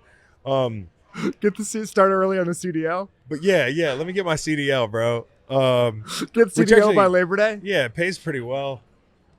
And the hours are like, honestly, you take a lot of you take some time off, you take some time, it's kind of like an NFL season. So, and podcasts. There's probably a trucker listening right now. Yeah. Shout out to the truckers, man. My uncle, not a huge guy, walked on to Notre Dame Yeah. in the 60s, I want to say, Yeah. when you could just do it. Yeah. And he quit when he was looking at the depth chart. It's like first day. No shit. He was a quarterback, option quarterback in the DC area. Depth chart, he was QB 19. Oh, and he goes, I'm good. I'm actually good. QB 19. I'm gonna hit the books. I'll see you boys later. QB 19. Yeah, he said number 1 won the Heisman. So 18 Achilles injuries, and he's in or business. like put them all in one place. But so, anyways, dark thoughts. I almost retired one year in camp. What? Yeah, 2018. Okay. I hated it. Yeah. I was miserable that year for a lot of it. I was, man. They brought in my boy Michael Bennett, who I love, but I was like, all right, well, my whole you guys are trying to push me out, and I was just kind of I was in a bad mood. I remember sitting in camp for the weigh-ins, and I was in line for the physicals, and I was like, it's now or never, pussy, get out of line, dude. But ultimately, I'm afraid FOMO kept me in it because I didn't want to miss a repeat if we did. You know what I mean? Wow. Yeah, I was close. It wasn't a happy year. 4-6 to start. That wasn't fun. Maybe that's why I don't pick repeat Super Bowl winners. Yeah. I've lived it. It's Because hard. you were trying to quit. Well, I wasn't gonna necessarily quit. It was more of a retirement. I feel like that might be the same thing, Chris. No, once you take the physical, then it's Yeah. quitting. Okay. Oh, okay. But I was a late summer retirement if I didn't. I was in line looking at the back of Vitai's back, and I'm like, I don't know, man. So, anyways, this Did you hear game. Teron Armstead's story about he just decided to Because of Jared retire Verse. when he was blocking Jared Verse? Yeah. I kind of like that. I think I decided to retire in 18 for sure when Saquon Barkley caught a screen for 80 yards against us. And I was trying to take the right angles, and I was like, there are no good angles. No good angles. So, yeah, I'm worried about the secondary, man. I really am. And, if you look at the Ravens, I'd have to be really nitpicky to find the weakness on their team. I don't love wide receiver depth. That's never been a big thing for them. You got to protect Zay Flowers at all costs. If he gets hurt, it could get ugly. Likely starts the season, and it's his turn. Yeah. Starts the season hurt. So, I'm not saying that there's no hope for the Bills, but I would be happy to be wrong because, I put them in the Super Bowl. They're my Super Bowl winner, but I worry about them this week. I worry it's going to look a lot like last year, and then, maybe they get them the second time. So, I thought they did a better job in the run game in divisional playoffs. But so that's pretty much Rams Texans. Kev, I know people don't like hearing about it because part of them, they don't want to it's hard for them to believe that we're like this, but we absolutely are. If I'm a defensive coordinator or I play defensive line for the Texans, if I'm D'Amico Ryans, Yes. I'm gonna say we're gonna find out how good that back feels.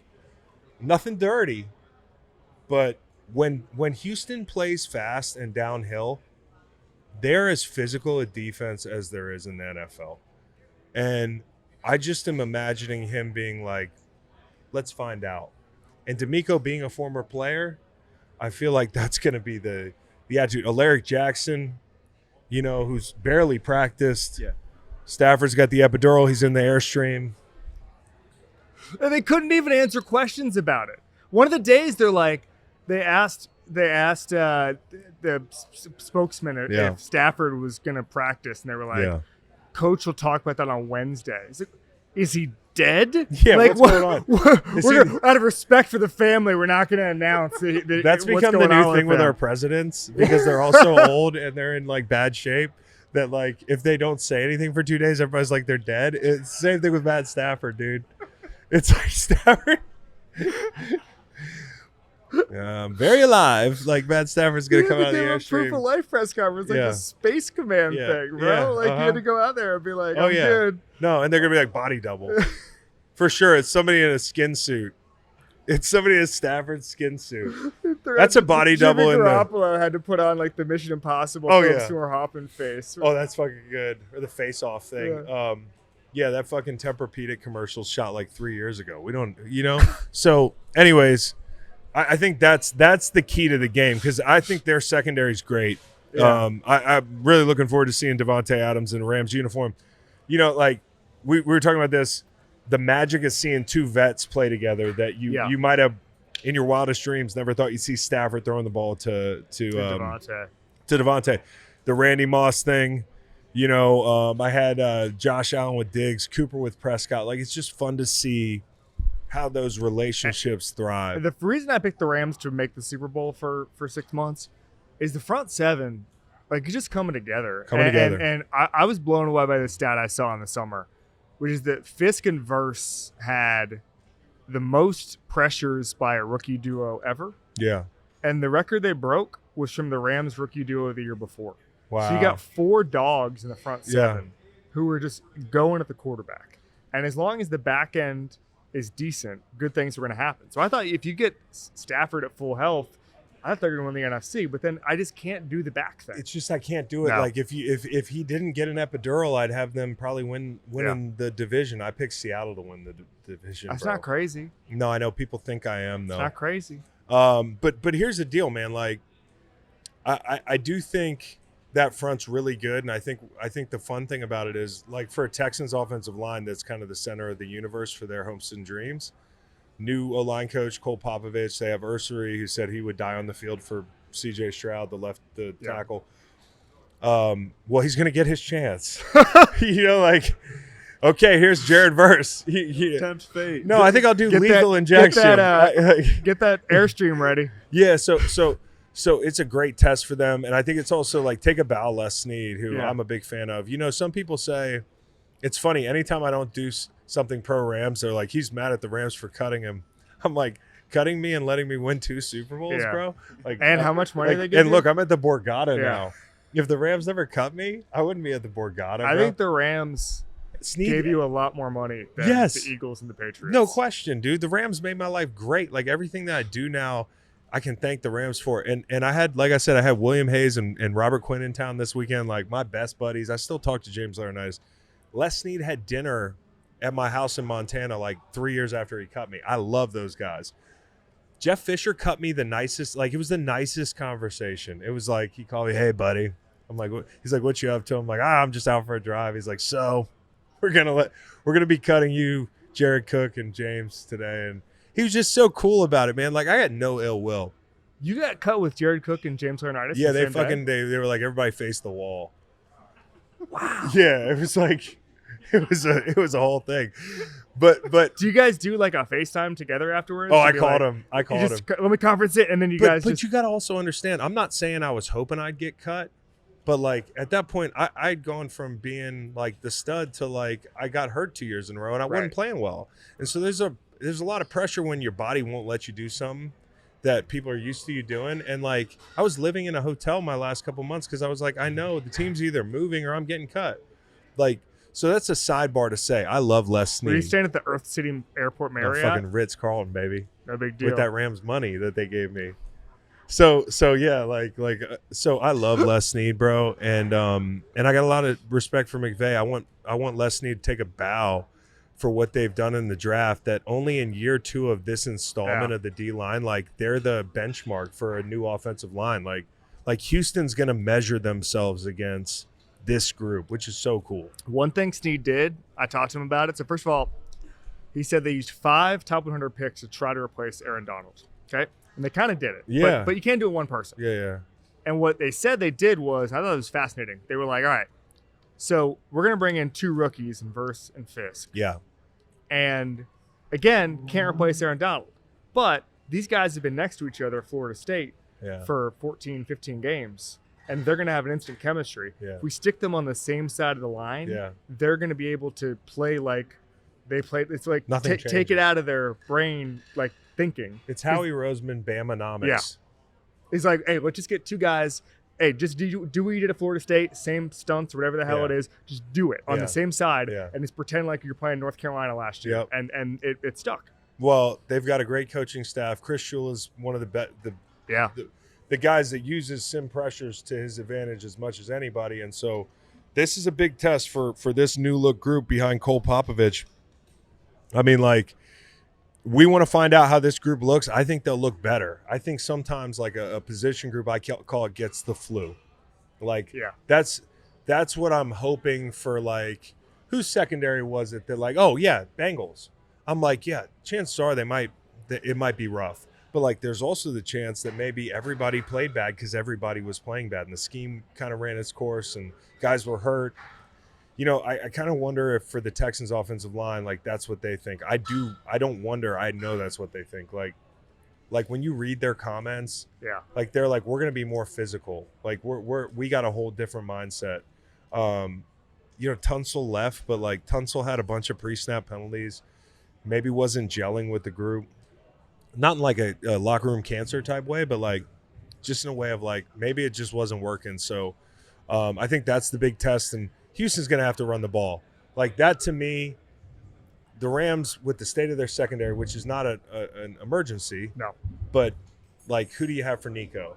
And if you're going to pick your poison, would you rather force them to run the ball or the other thing? I think they're going to sit back there and say, hey, run the ball in the teeth of our defense. We're not going to let CJ beat us. Higgins and Knoll, right, are the two rookies.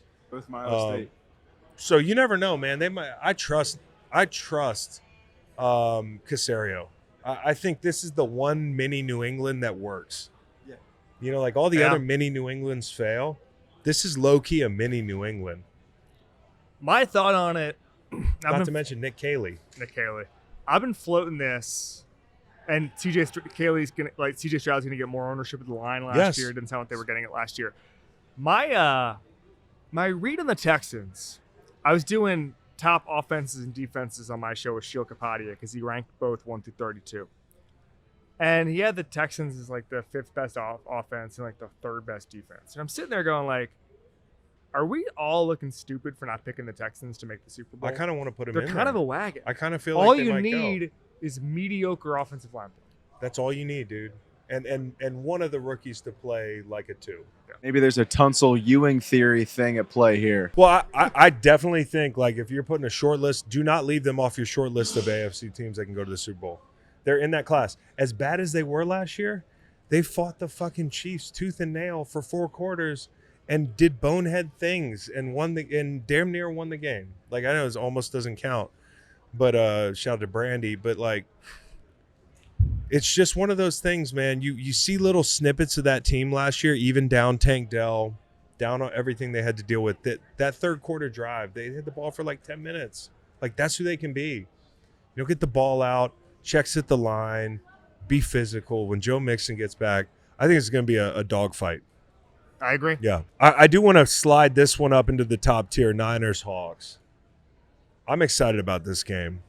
I am, because it's like Christmas morning for like Niners fans, because they get to see Michael Williams, CJ West, Alfred Collins. You want to stop the run, like that's the biggest question. You get John Lynch is talking about this kid Stout, like he said he reminds him of Rondé Barber. I was like, what? Like, excuse me? Excuse me? You said what? I just like it's time to start the season. Like, yeah, we're just start the season, bro. They found this guy with the 100th pick. He reminded him of Rondé Barber, but they waited until the 100th pick. That's always my favorite. It's like Russillo always talks about this with Lamar Jackson, where it's like, oh, the Ravens totally saw it coming with Lamar Jackson. That's why they took Hayden Hurst first. It's so funny. No, we have a multi-time MVP, but we're sit right there. We're gonna get Hayden Hurst first. Oh, the Pats fans with the Brady thing. Yeah, I'm like, bro, we just knew there was something about him. Yep. Did you? I understand. There's a heartfelt story with that thing and everything, but like, so anyways, you've got all these rookies. You got Siegel competing with Pinnock in the secondary. Like, Mustafa's out for a while. I just, in summation, the thing that's keeping me from getting on the Niners bandwagon is the receiving room, and the defense has a million guys that just got their ID, like that can just were of legal drinking age. There's 22, 23-year-olds. That's a lot for Robert Saleh to do year one. I agree. I also think that when you have an older roster, obviously we mentioned the young guys being infused into it, but like the best players are old and on their third contract in some cases. And when that happens, I had a lot of people, because I've been kind of hard on the Niners this offseason. People are like, well, they were hurt last year. Oh, what happens to old people? They get hurt. And so like that's Yeah. you have a smaller window than you think when you're doubling down on veterans sometimes. I think that's the concern with the Commanders. Even the most bullish people when it comes to Commanders are worried that, hey, it's one of the oldest rosters in the NFL. They dodged that bullet last year largely. But I look at the Niners, and their offense reminds me of Baltimore's in a way, minus the MVP quarterback.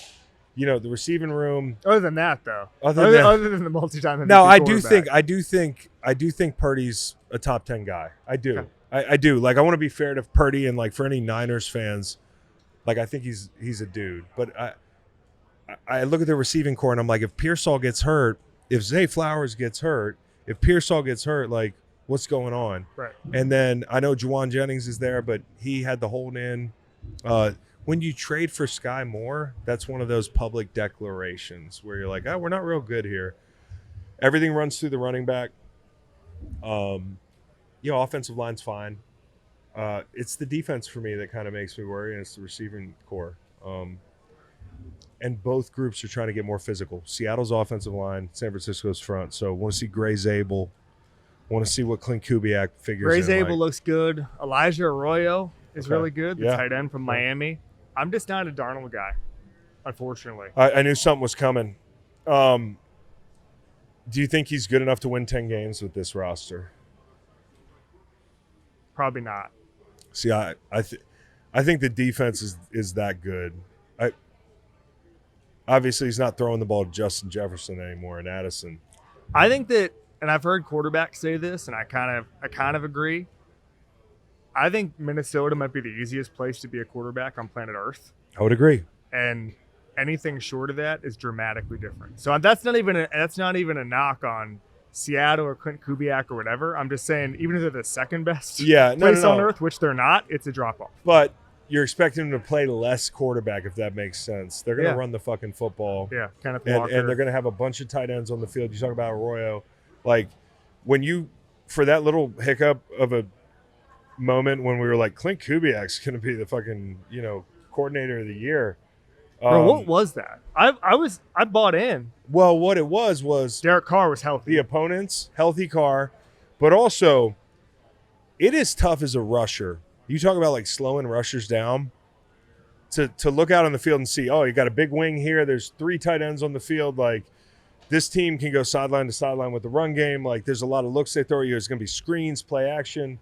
It's a lot of physical smoke and mirrors. And then when you get to the play action, now we're going to hit JSN on a deep over, or like now we're going to hit Cooper Kupp or we're going to hit the tight end down the seam for 30 yards. That's like kind of what I think they're asking him to do. They praised Darnold a lot coming out of this camp. Like, JSN was like, man, the thing I love is when I make a break, the ball's out. Yeah. And I think that's all he's got to do. I don't think he's a world beater either, but I love this defense. I think there's a lot of ways they can win 8 or 9 games. Yeah. I just feel like double digits is a little rich. But it's so close to 8 or 9 games. Can I interest you in 10? No. I think Derek Carr last year was better than Sam Darnold is now. Yeah. Healthy Derek Carr. Okay, now we're into the mid-tier. And this is a game that I personally moved up into the mid-tier because I'm obsessed with this football game. Unreasonably excited about it. Raiders, Pats. Yeah, I got to be honest with you. Not moving you. I didn't expect that in the middle tier. I'm so excited about this game. So dude. let me break this down before you get to your case. Yeah. So you're excited to see Geno. You're excited to see Pete Carroll. Excited to see Ashton Genty. I bet you're a Brock Bowers guy. Oh, I'm a big Brock Bowers guy. Brock Bowers guy. And on the Pat side, you get Vrabel with Drake May, Stephon Diggs, Will Campbell in the mix. Seems like a character.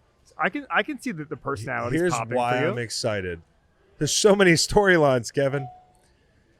What about Dante Thornton winning a starting role and making Amari Cooper retire? I think him and Trey Tucker are fast as fuck. I don't think I know.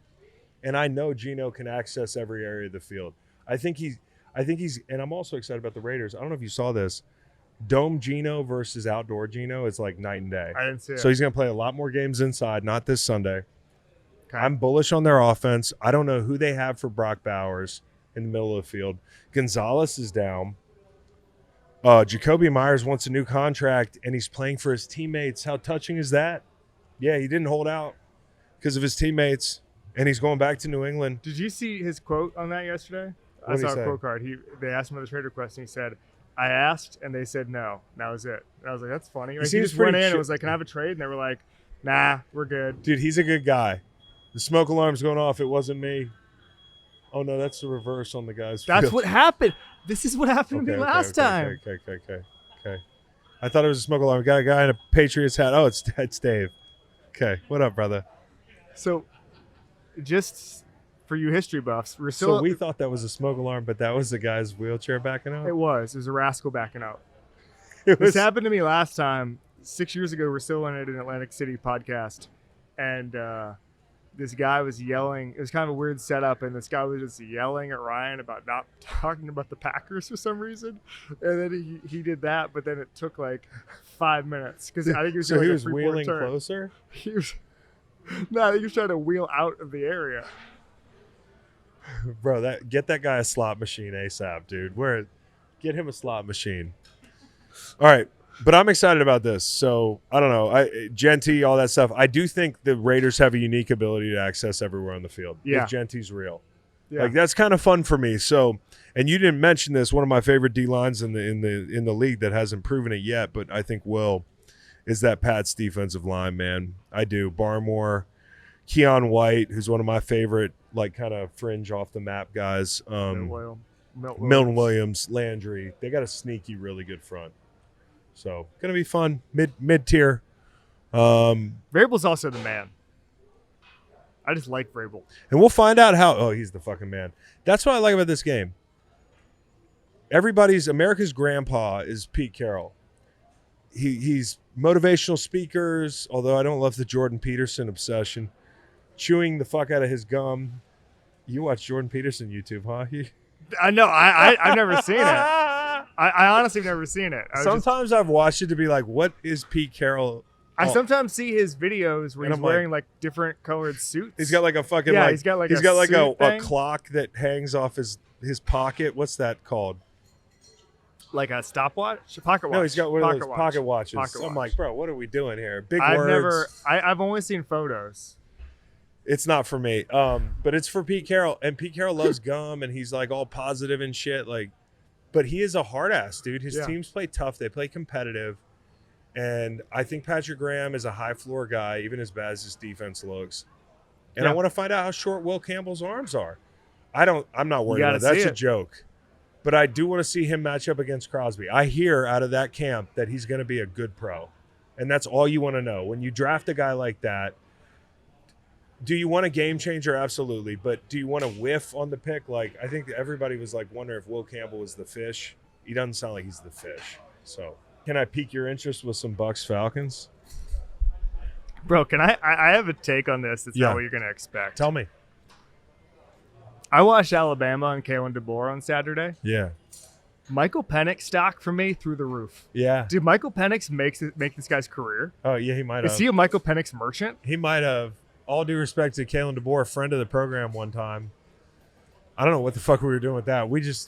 College football is not our thing. Yeah. But I do think that does. It's a great point. It bodes well for Michael Penix. They looked sloppy and undisciplined and unprepared. Yeah. They had an entire offseason to watch one Gus Malzahn game to know what he was going to do because he's been doing the same thing for Yeah. 15 years. They had nothing.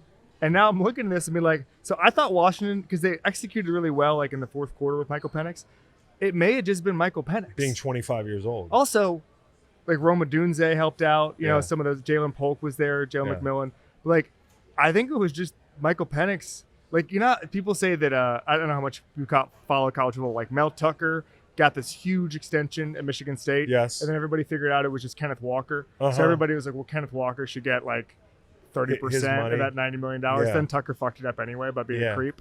But anyway, we don't have to do Michigan State history here. Well, no, Like, I'm all ears because Michael Penix Yeah. may have accidentally screwed Alabama football. by being so good. That's really And interesting. now I'm arrow up on the I'm Falcons. trying to think of like who else has done that in sports. That's an interesting thread. I mean, just guys who just created. Like everybody, you had no idea how good these guys were. Well, Belichick definitely did that with a lot of coaches, but now after that UNC game, people are like, "Well, yeah, it was Brady." I'm not getting into that thing. I think the hoodie's the man. But I'm trying to think of the guy who made somebody else the most money ever. I mean, Kyle Shanahan and Brock Purdy. I just think there's a lot, not to do the Purdy discourse. I just think that there's a lot of guys who could put up those numbers. I agree, but I also think like what separates him is a good conversation is like he's got some artistry. I agree. Which to me is like some people say that he's Jimmy Garoppolo with 20% more adaptability. He's creativity. a quick decision maker. Yeah.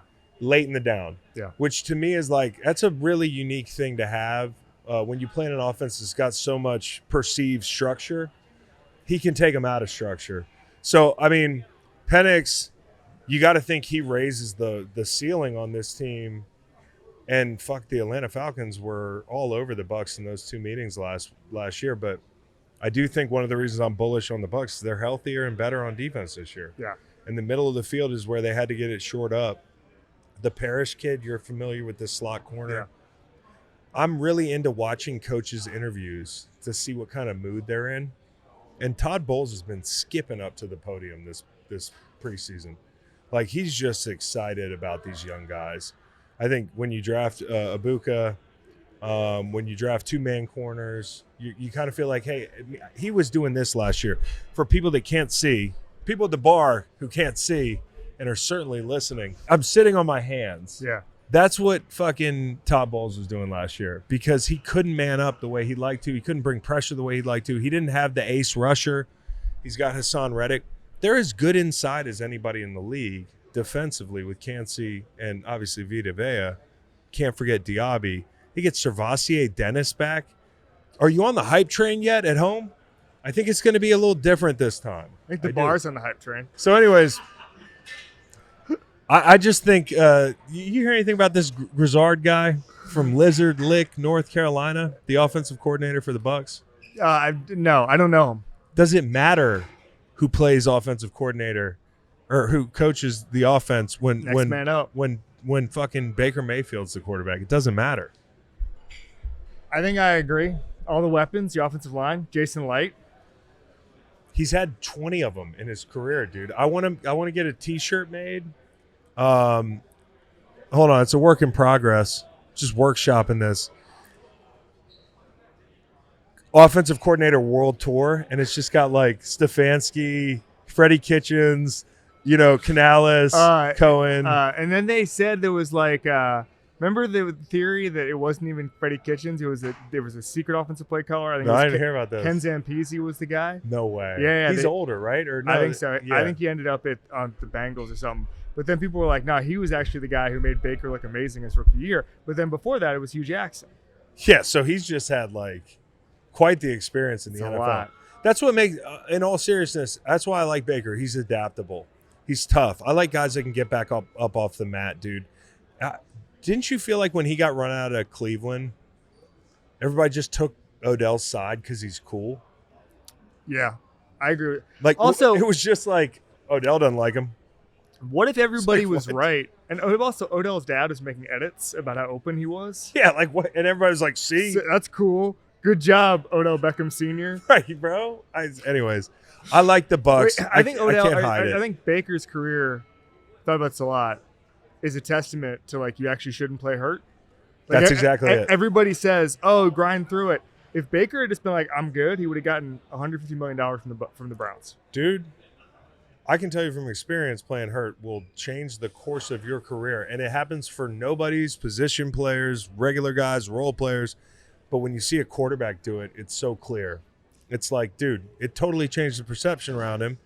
And he ended up in Carolina and LA like for 2 years, right? Well, that happened. So I went to the Miami game on Sunday, and like Ruben Bain took over the game. Yeah. It was just Reggie White just throwing guys aside. He was hurt all last year. Yeah. And I had the thought in my head, if he was draft eligible last year and he goes, it's like a 4th round pick because he was hurt all year. Right. And like he had like 3 sacks last year. Now he's going to might be the first overall pick.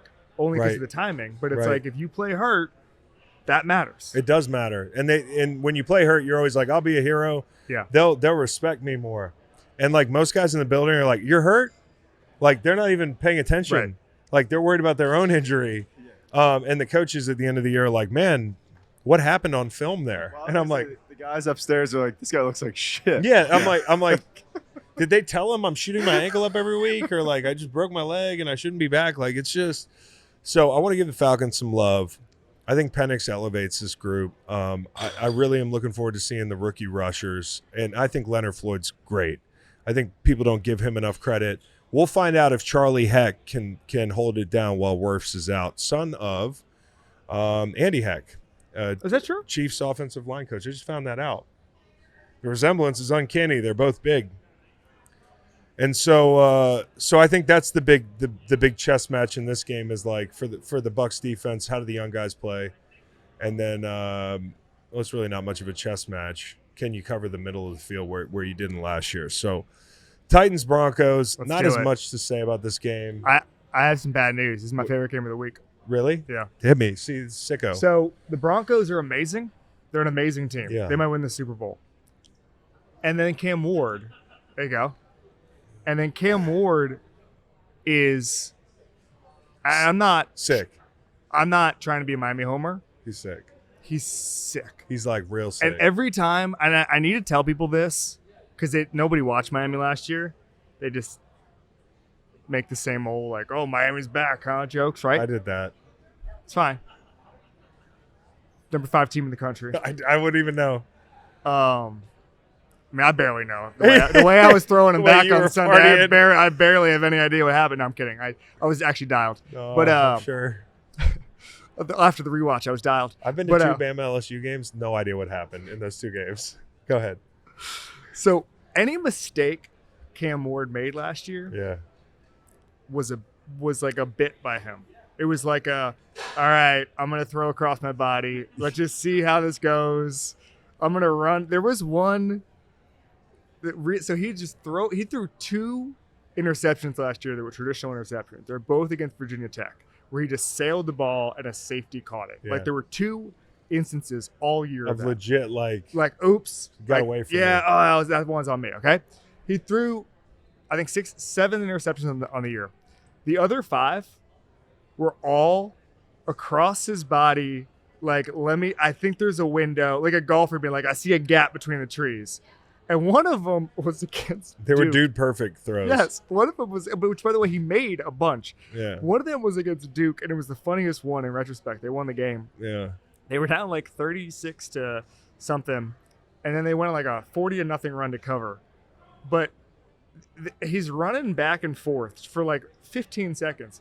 The offensive line gets a flag, so it's a dead play on our end. So Yeah. like nothing good can happen, and he still was like, what if I threw 40 yards across Free my play body? for me to do whatever the fuck I want. Yes. More like it. What the fuck? And so he throws this awful pick. And I was like, do you not get the free play thing? But I think he just, I think it's a thrill for him to just be like, I'm going to do the craziest thing you've ever seen It's right the now. video game thing where you get good enough at a video game, and then like you're kicking somebody's ass in Madden, and you're like, you just start trying stupid shit. The way I viewed it, do you know how when you're playing playing Madden alone, and you're about to quit the game, so you start doing crazy Yeah, stuff yeah, on yeah. 4th down, Oh, yeah. just because you're like, all right, let me just see what happens Yeah. here. That's what Cam Ward was doing in wins, like kinda in sick. conference games. It was so sick. Anyway, I don't mean this. It was rare that he did this, but like, what I'm trying to say is like, when he made a mistake last year, Yeah. it was because he was trying to do the coolest thing you've ever seen in your life. Right. When he was executing the offense normally, he was basically flawless. That's Yeah. why they're the number 1 team in Yeah. the country. And so and I think he can, if Brian Callahan can coach him to just be like, hey, what if we hit the tight end very quickly on this throw? Gunnar Helm. Yeah. It's going to be Sleeper. instantly awesome. Tony Pollard out of the backfield this week. That's the one thing with Denver. We talked about it at length last year. Like at backer, so they bring in Greenlaw, who's hurt. They just weren't great in coverage. And for a secondary, it's so fucking good. And by the way, Jahdae Barron's going to be a stud. I agree with that. Ooh, they got an embarrassment of riches. But this could be one of those things where it's just a lot of fun to see the best rookie quarterback who, talking to Borgata in Tennessee when I went there, by the way, we saw him do a behind the back throw, like fucking around, and it looked cool as shit.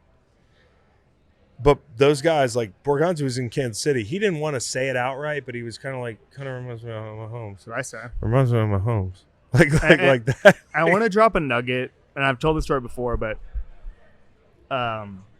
he's not going to – Cam Ward is the calmest person I've ever seen in my life. Yeah. Like, he's not going to be – he's going to see Jahdae Barron. He's going to see Drake Greenlaw. He's going to see all these guys. He's going to see Patrick Sanders. He's going to be like, all right, spot the ball. Did he boat up to Jeffrey Simmons? Yes. And then he was like, "Oh, we're fishing Did you together." see the quote? Yeah. So he was like, "They were like, did you learn? Was it a teaching moment?" He's and he was big as like, shit. He goes, "Yeah, he's strong as shit." So I was in Gainesville last year, and I was in like 15th row, and my buddy was on the field. So first game, first drive, Cam Ward scores a touchdown, throws to Cam McCormick, and offensive coach goes to my buddy who's in the field and goes, "Hey, this game's over," and my buddy's like, "What? 7-0? Like, what the fuck?" And he goes, "There's 90,000 people in the crowd, and this never happened before. The calmest person in the entire stadium is the quarterback." And like everybody else, hands are shaking. And he was like, "The quarterback is out there like it's day 3 on the practice field." I love that. I love to hear that because we love Tennessee. Like, you know, I don't know that I had them like making the playoffs this year, but I think I had Indy second in that division, Yes. but it could easily like you could rearrange 2 through 4 in any direction, and I wouldn't be shocked. Right. And I think the fun thing is you look back at last year and remember Jaden Daniels playing the Bucs in the first game. Yeah. Even if it looks like that, how did the Bucs season end? So like they want to be this year's Commanders. They want to be like one of those teams where it's like, hey, you want to know how important quarterback is? We'll show you. Right. You know, like this team's not supposed to go anywhere. Like who knows? So I'm looking forward to that too. Maybe not my favorite game.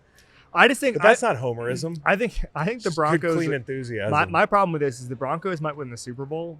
That's one of my takes, and my other take is the Cam Ward is him, and so I hate week 1 Himothy. when 2 of your takes go up against each other. Yeah. Like that's tough. That's tough. Yeah. One of your takes can get thrown back in your No face. question. No question. And everybody like forgets your good take when it cashes Yeah. in. So Like and if then Cam you Ward turn throws into 4 the- picks, I can't be like, "Yo, I think the Broncos might be a wagon. Don't get mad at me." Dude, I'm pretty shameless about reminding people of good takes because I'm like, you'll never do it. I know. Like I'm like, hey, I said this, motherfucker. I'll also tell you when I fuck something up. But yeah, no, I think it's all about the tight end in the back this weekend for those guys if they want a life preserver. Titans, Broncos, yeah. Giants, Commies. You know, I think what's exciting about this game is Abdul Carter and and that defensive line. You also want to see, you know, how do you use Debo? How's Tunsil look? The Commanders want to take the next step. We'll see. Like, this is their first year where they're the hunted rather than the team hunting. And week 1, the Giants are going to be up. I think the Giants are going to be better than people think. It's not a hot take. I can't wait to see Abdul play. I can't wait to see the whole front play together. I can't get a read on this game because I agree with you. The Giants are going to be better than I thought. I think the Commanders, though, I think they're going to take the next step. I think they're awesome. I think they are too. It was not. I don't even want to say it. It wouldn't. Like, I don't think the Eagles run away with the division if they win it. It's a tight race. I think Jaden Daniels. This always happens. Happened a little bit with Baker in Cleveland. Like, as soon as the culture gets changed, we forget how amazing it was, how hard it was to change a culture. Yes. So now we're looking at the Commanders like, here they come. And it's like, bro, for the past 15 years, people were embarrassed to be Commanders fans. Yeah. And then Jaden Daniels changed everybody's lives. Yeah, we know that. And then where we we live. Yeah, and then we just move on. And it's like, okay, well, wait a second. What he just did was amazing. Dan Campbell in Detroit, same deal. Yes. Where it's like what they did was amazing. So all these people who are like, well, the turnover differential shows you it's going to come back to earth. Fuck off. Well, you know what he Jaden also Daniels does? just changed the city. He avoids dumb throws. Yes. That's kind of also why they're not turning Well, the ball over. And the other part of it is he was the best deep ball passer in the history of college football. He had more explosives than Joe Burrow was last year. And he didn't actually throw the ball deep very well last year. I think there's going to be an extra step this year where he's going to push the ball down the field even more. there's meat on the bone. Man, it's if not that like he wasn't maxed well, out. then he's got me fooled, and I can't wait to see what great looks like. As a volume deep passer did not happen as much Yeah. as you think. Yeah. Well, I just look at the quality of individual throws. Yes. Like when I look at the quality of the individual throws, I'm like, it was like that Cincinnati game. I'm like, some throws, it doesn't matter who's playing defense. Right. I'm just gawking at the throw.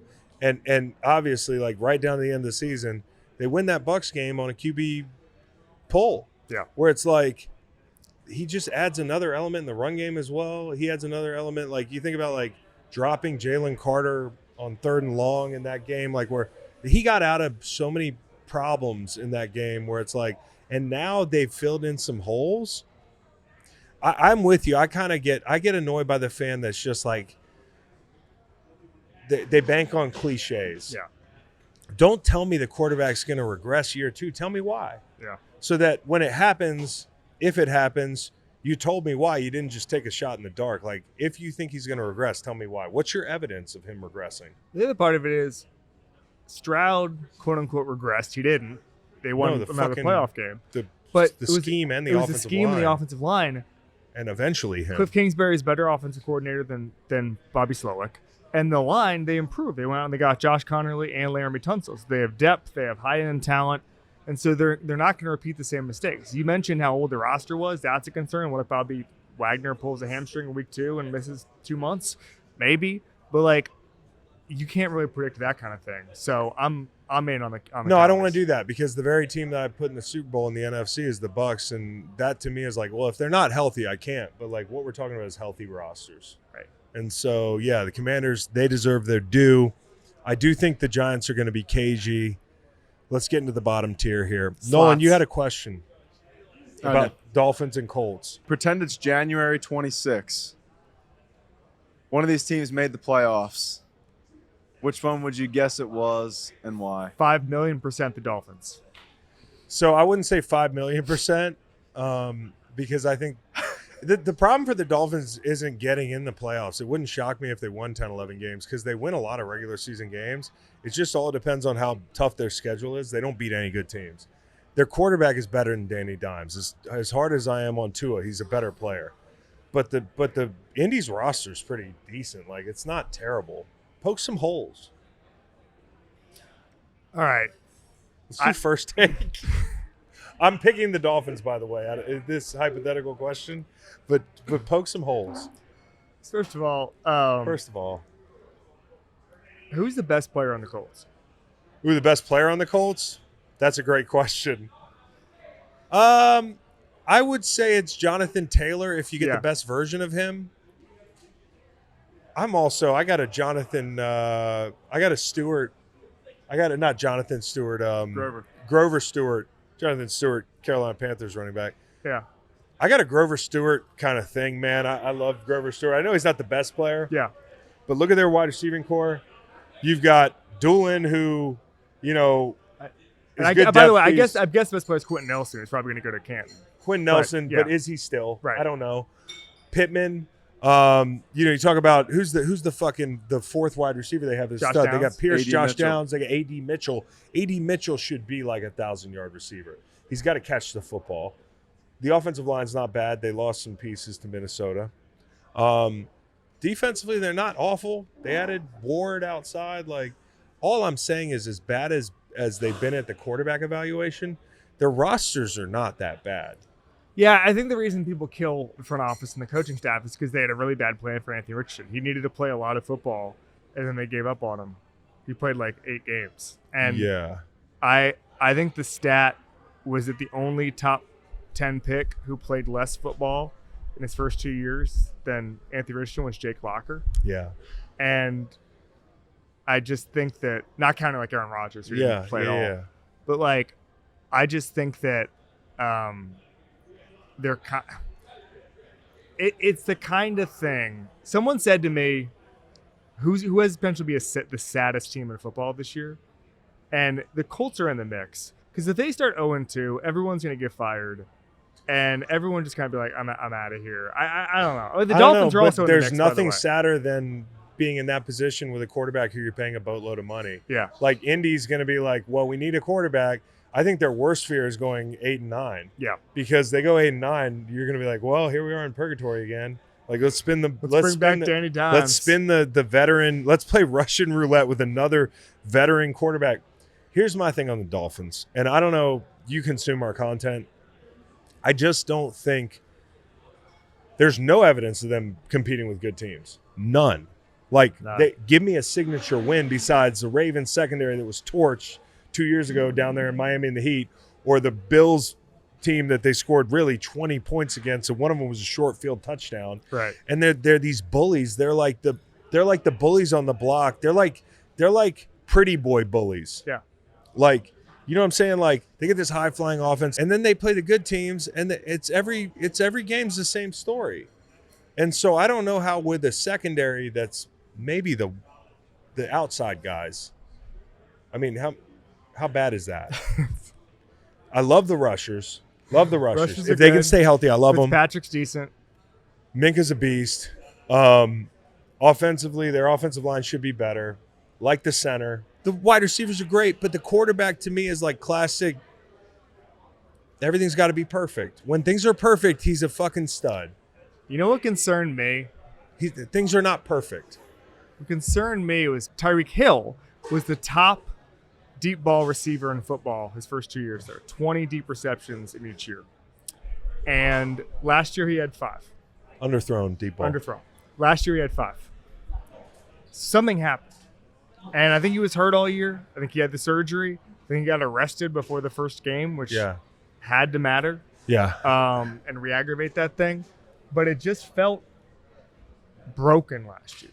No question. But I don't think it's, when you're asking me the question about the Colts, I don't think it takes much for the Dolphins' top-end talent to get going. And so many things have to go right for the Colts that I just don't see it. I agree with you. I see the proof of concept much better and much easier with the Dolphins. For the record, I'm with you on the binary, yes, which team would go. For me, I just want to clarify my stance. When they get in the games with good teams, that corner room matters. And it's not like they've actually showed up offensively against those great, like Baltimore. You know, you want to beat Baltimore in the playoffs. You want to beat Buffalo. Like, they got to be pretty banged up. You want to beat Houston. You think? Can you imagine them playing Houston in the playoffs? Yeah. I don't have to. I've already seen it. You know, like, shit goes wrong, dude. I know you're like a Miami guy. I'm not a Dolphins fan. But you're trying to be respectful, and I get it. Trying to be respectful. And I'm trying to, too. Let's get to the next game. But they do have Patrick Paul, who's going to replace Teron Armstead. That's a big question mark. The whole left side's and I'm going to give it a shot. Jonah Savainaya. Pretty solid. Yeah, pretty good. Yeah. Good job. I'm working on that. Nice It took job. me a year for Kingsley Suamataia in Kansas City. Let's go Bengals, Browns. Joe Burrow finally had a preseason. Isn't it that simple, or is it? It was interesting. So I went to the Bengals-Eagles preseason game. Yeah. Where they had their first preseason reps.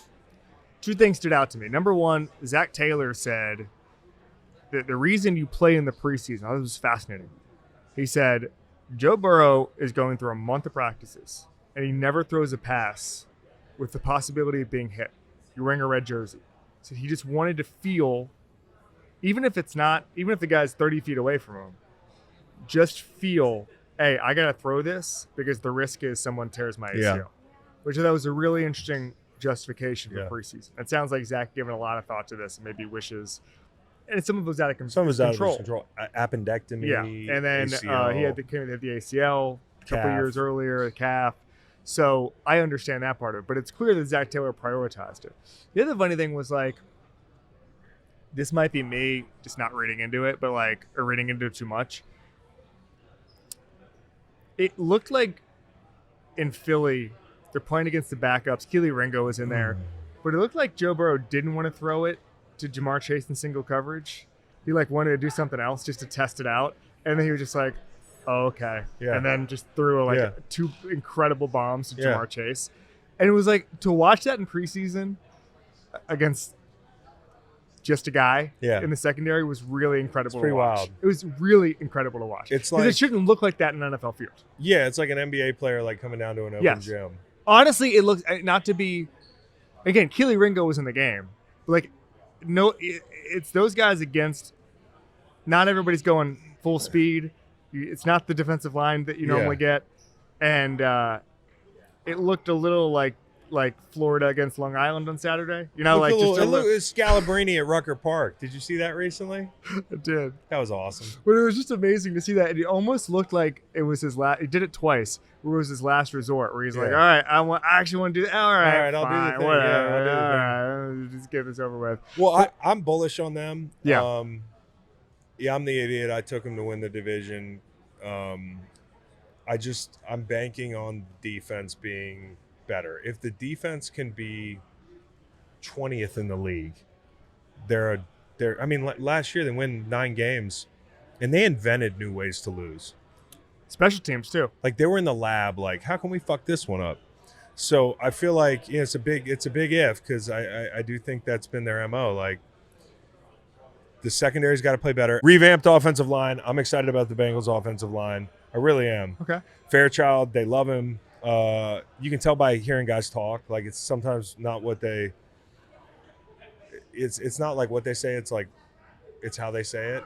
And like with the Fairchild kid, he's gonna be a stud. I just reading the tea leaves. Al Golden, what's in the bag, man? Got to improve. I think Lou Anarumo was scapegoated last year for the failures of the personnel department. You think? Yeah. Well, if so, then that's bad news for this year's team. Correct. But I will tell you, trying to tell you, Chris Jenkins is going to be good for them. I agree. He looks a lot better. He was playing with a club on his hand last year. You know, you talk about like the interior. Yeah. They're going to be. I think Slayton's there. Stewart, he's not ready. I'm not saying he's not going to be good, but he didn't even play with his hands. Right.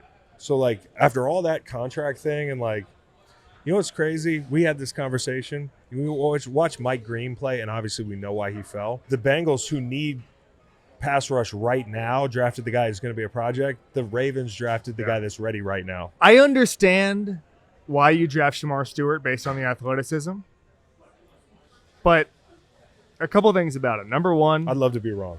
I think you're right.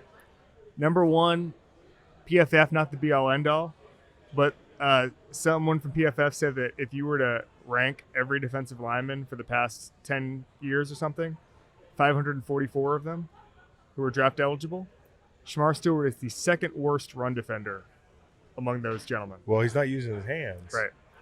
At hurts in the run game. Yeah. Is the ability. That's not good. It's not good. The other part of it is like, and Lord knows I'm not going to cast stones because Miami had this problem, but like that whole Texas A&M recruiting class that came in, $25 million, just didn't feel like a lot of winning time there. Didn't feel like there was exactly a culture of competition going on there. Jimbo Fisher lost his job over it, but it just felt like pretty much all those guys mailed in their college career, and I think he may have been among the most mailed in. But for part of it is like, they were so athletic they could get away with a lot. I guess so. I don't watch him enough. All I know is they had the old Duke coach, right?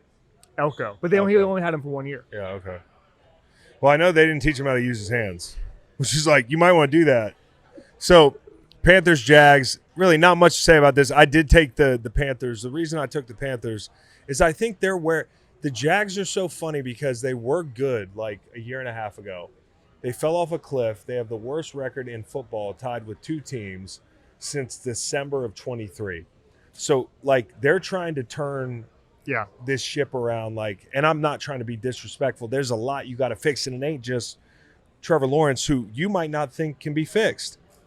Like, if I had, like, you had to pick right now, like, do you think he's going to turn it around like 100%, or he's going to be closer to the guy we've seen in the last year and a half? I would say close to the guy last year and a half. I want to be wrong. I just, for me,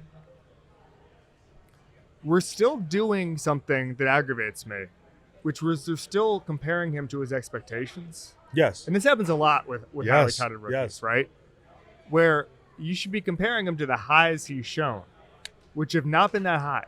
Like Tua Tagovailoa the year a couple years ago where he torched everybody and he had the best passer rating against zone and man in the league. We can throw that stat out probably. That was like Mike McDaniel was responsible for that, and Jalen Waddle and Tyreek Hill.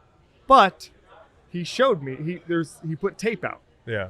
Trevor Lawrence to me has not put NFL tape out in a way that suggests there's going to be some breakout coming. I don't know. Did you see the Cowboys game a few years ago?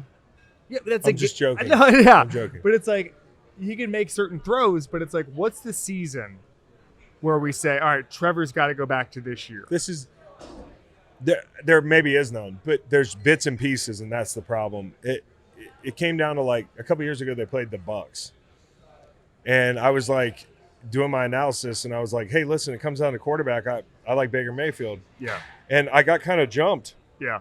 And this was before the fall, and I said, what has Trevor accomplished that Baker hasn't? Why are we so it's all narrative based, and I think for Trevor it is at least in part like his draft status, but he's not a bust. Like people don't talk about him like he's just some like he didn't and I don't like the word bust because a lot of times like Anthony Richardson, who busted? Ballard busted, not Richardson. Right. Like you picked him. You know, Josh Rosen is a guy who didn't pan out. Like it's not like that. Trevor showed glimpses. So what it is tantalizing. I might be over my skis right now. Yeah. But he's almost like the quarterback version of Jadeveon Clowney, where Clowney's supposed to be this generational pass rusher. But you can't disrespect Clowney like that. No, I'm not. I'm saying he's a good NFL. Clowney's a better player than Trevor Lawrence. Clowney to me, and this is I get the same thing with Clowney, where it's like I'll hear people talk about Clowney, and I'll be like, bro, the guy's got like he's going to end up with over 60 sacks in his career probably, and he's an elite run defender, super disruptive. When you ask coordinators to prepare for a defense that has Clowney on it in his prime, they know exactly where he is. I think so. Just to put this in perspective, there were years, maybe 2016, 2017, let's say, where you think Clowney was a top 10 defensive lineman. I couldn't go. I'd have to go back and do the thing. But type probably. Of player. Okay, that's the question. Top 10 edge player. That's the question. Yeah. In the neighborhood. Yeah. Definitely not top 5. I don't think Lawrence is a top 10 quarterback. Right. That's why we're on the same wavelength there. I don't know that he has, and also for a quarterback, like you can be a good player as a defensive player, like a defensive end, and they can get away with it. You can't get away with the quarterback just being okay. You know, and I don't think Clowney was just okay. I thought in a lot of situations Clowney was like really good. I don't think I've ever said like, hey, Trevor Lawrence is really good. Right. Now I'll say this. Maybe he reminds me of more of that's an interesting one. I love the player comp things. But he's a fine NFL player. But he's going to be like the 16th best quarterback for a while, unless Liam Cohen is a genius. Who would you put Lawrence's defensive comp with as a high draft pick? He was saying Clowney, and I said Clowney's better. How about Eric Fisher? No, because Eric Fisher will start for 10 years, and you're not worried about it. Okay. When Trevor Lawrence is your quarterback, you're worried about it. That's all we're talking about right now. I'm just saying he's fine. He's fine. But that's what I'm trying to say. My point is you can get away with that with the Eric Fishers of the world. Right. You know, with the Chris Longs of the world, where it's like I think you were pretty good, dude. Yeah, for a stretch. But the point is, like, I play a position. Jadeveon Clowney plays a position. Eric Fisher plays a position. Jake Matthews plays a position. Kind of the same class of dudes, right? Trevor Lawrence plays quarterback. So, like, any deficiencies are going to be magnified. Where your team's trying to go, like, you can only go as far as that guy. And so I guess that's my thing is, like, I think Cohen's great. I think he's going to do certain things to improve Lawrence's lot in life where, like, they're going to run the football. Like, I think they're going to get a lot out of Bigsby. Like, I think ETN, if they're not shipping him at some point, like, I think that flood concepts, half-field reads, personnel variability, but the defense, the teeth of the defense is still a work in progress. You're going to be able to run the ball on these guys. That's why I think Carolina does. And I think the point is Carolina is where Jacksonville was a year ago. Or Jacksonville's where Carolina was a year ago. But it's a branding thing. Because Trevor had hopes and we kept the hopes in the air for a while, and Bryce was like an immediate bust. Everybody's like, oh, he sucks. Like, you know what I'm saying? Mm-hmm. It's almost like the perception in this game is a little bit off, in my opinion, from a public standpoint. I agree. I can't believe the one thing I like about what Carolina We haven't even talked about Travis Hunter, which is awesome. What would you do with them? I'd play him at corner. Me too. I'd play him at There's corner. a lot more good receivers than corners. If you got a corner, you got 4 rushers. If you got 2 corners, you got 4 rushers. You know, if you got a corner, you got a better rush. If you got 2 corners, you got 4 rushers. I'm really into. I'm not into the playing both ways thing. I'll believe it when I see it.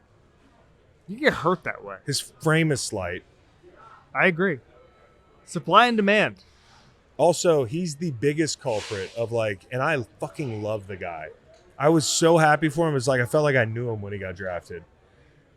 And now I'm tired of it because it's the biggest offseason, low-hanging fruit thing to talk incessantly about how they use him.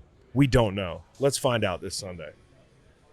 I'd like to see packages on both sides and let the tape sort it out. Packages. Yeah. Packages. All right. Oh, also the return of Hunter Renfrow. Because Coker's down. Renfro's going to be starting in the slot. And again, we got some You know what injuries. I love? What? How old are your kids? 9, 6, and 2. All right, so you get out a little bit. Did you see Renfro's quote about the calls from Dave Canales and Dan Morgan? So he said that he missed the first wave of "we're going to bring it back" calls. Yeah. Because his kid was watching YouTube videos and was just flicking. No fucking way. Which my son can do. Oh, yeah. But just flicking no, Ignore. I got Elmo. I got Ignore. Elmo. We got Elmo here. Why do you have your iPad set up for your calls? That's It's a phone. stupid. I Oh, think he it's was phone. on the phone. Yeah, Okay. yeah. I don't understand the iPad phone thing. I have it on my laptop. That would drive me crazy. I got my laptop. So you can text. So Text some folks. the last 2 games, Steelers and Jets, probably shouldn't have lasted this long. I mean, I'm Steelers, looking forward to Jets. this game. There's a little Cam Hayward. Looks like Cam Hayward is not practicing. Did I see that? Is he the oldest, best defensive tackle to ever be like, hey, I need a new deal? And everybody's like, yeah, give him a fucking new deal. He was all pro last year, and everybody's like, this is good. Yeah, but he might not play. I don't think he's He playing. had a vet day off. That's what they said. Harmon isn't playing. He's got a knee injury. They got a great defense. I think the Jets might be able to run the football, but Elijah Vera Tucker out for the year, tricep. I hate that. I hate that. I think Aaron Glenn's a dude. Aaron Glenn's a dude, bro. I think he's a dude, dude, bro. I think he's a dude. Hey, and here's the thing. They went out and confidently paid Brandon Stevens $12 million. He must be the whisperer. Right? The one thing I think I love about Aaron Glenn is he really never forgot that he was a player. Fuck yeah, dude. And he's Love got that. Yeah. In the same way Dan Campbell never forgot. Yeah. And knows how to he wants to put guys in position to succeed. And it was funny when I was doing a big Dan Campbell piece when he first got there, the guy who was explaining Dan Campbell best was Aaron Glenn, because he was like, the thing you have to understand about Dan is that his governing principle is that players can sniff out a fraud instantly. And so Fucking in a heartbeat. Glenn's whole thing, my guess is, I haven't talked to him, but Glenn's whole thing is probably going to be the same thing. It's I don't know what I'm going to do, but I do know I'm going to be myself. I'm gonna be myself. Which is 90% of this thing. You're damn right. In leadership, authenticity is everything. Communication is everything. And then also from a standpoint of, he doesn't have to come in and yell, be flashy, make prognostications. They're not making the news this offseason. Greeny didn't get to talk about it much. It was just a thing where it's oh my God, it's quiet there. Yeah. And that's great. And on top of it, I think he's the guy that when you walk in the morning, he's got a smile on his face, he's got his cup of coffee, he's all positive. He's not going to motherfuck you or scare you, but you don't want to let him down. Yeah. That's the kind of guy I think he is. And so I love that Jets are building the right way. Hey, I think the Steelers could be fun. I don't know who they got outside, DK outside. I know Steelers fans will say, oh, we got Austin, we got this guy, we got that guy. But that's all speculative. Roman Wilson. I think you're going to see a lot of tight ends. I think you're going to see them maxing up, take shots, because I don't think Broderick Jones is there. I don't know the offensive line's great. But I want to see Rodgers throw the ball. I think 2 years off an Achilles, he could be better. It also could be that doesn't apply to him because he's older. Right. So last game, Cardinals and Saints. I don't mean to be disrespectful, but I think this game to me is all about how the kind of statement the Cardinals want to make about who they are this year. I think they're one of the most slept on teams in the NFL. I agree. I think Kyler. What's funny about Kyler, and I don't really remember. I was racking my brain thinking about this. Kyler came into the league pretty good, and he's the same guy. He just never got better. Hadn't developed. And I wonder if that's a style of play. Like, he's just not. I don't know. I don't know the answer to that. But Trey McBride's going to help this year. I think the running game's going to be good. James Conner and Trey Benson, who's coming along. And I think that Jonathan Gannon, I think sometimes we read too much into like press conferences, and we all made fun of Jonathan Gannon for the little intro You video almost or want whatever. your coach to have an embarrassing press conference. Yeah. That's that Dan Campbell biting kneecaps. Yeah. Gannon, Sirianni, too nervous. They're all good. But Adam Gase had a bad one. That turned out to be Yeah, well, correct. he's an outlier. Yeah. Like, that's really on the team. Like, Gannon, I don't know, he's not like the coolest dude or whatever, and so he sees Rondale Moore, and he's like explosive Pew, shots. pew. Wee, wee. Also, it's on Rondale Moore to sell that.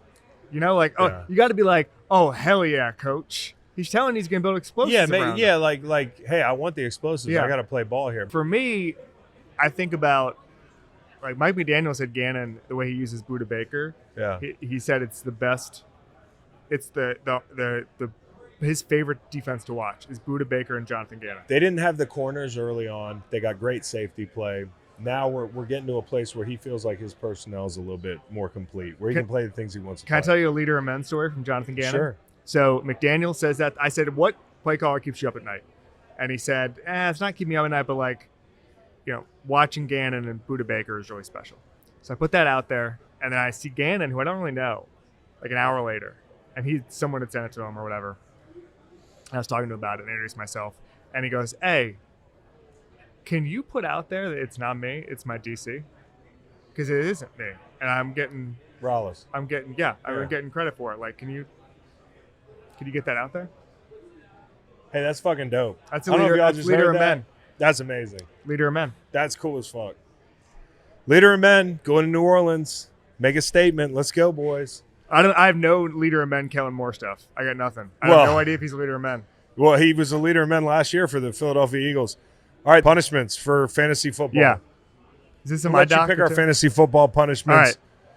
I don't think they're very good. These are the ones that are floated. Beer mile, that's stupid. Stupid. That's stupid as fuck. 24 hours in a bar, I'd love to lose the league. Yeah. I'll lose the league right now. If I it's- did that if in it's Miami. I did Gillette's- that 3 times in Miami over the You weekend. did it. Yeah, you just did it this weekend. Did you lose a fucking bet? Go Las Rosas in Miami. to a Get G-rated movie dressed in full costume. I don't want to be on some list. Yeah, that's It's also easy. Like, Yeah. you're in a costume, your face is covered. Panhandle until you collect $50. Again, pretty easy. are people in Charlottesville friendly? Well, when you tell them you're Chris Long, Well, yeah, I was gonna say this is a different I'll pay deal you for back. you. I'll This is pay a you different back. deal for you than another guy. yeah, but like, there's ways out of Yeah. that. Open mic night in Charlottesville. I kind of like that. I like a tight 15 Like minutes a to 10, stand 15 up. minute set. I actually like that a lot.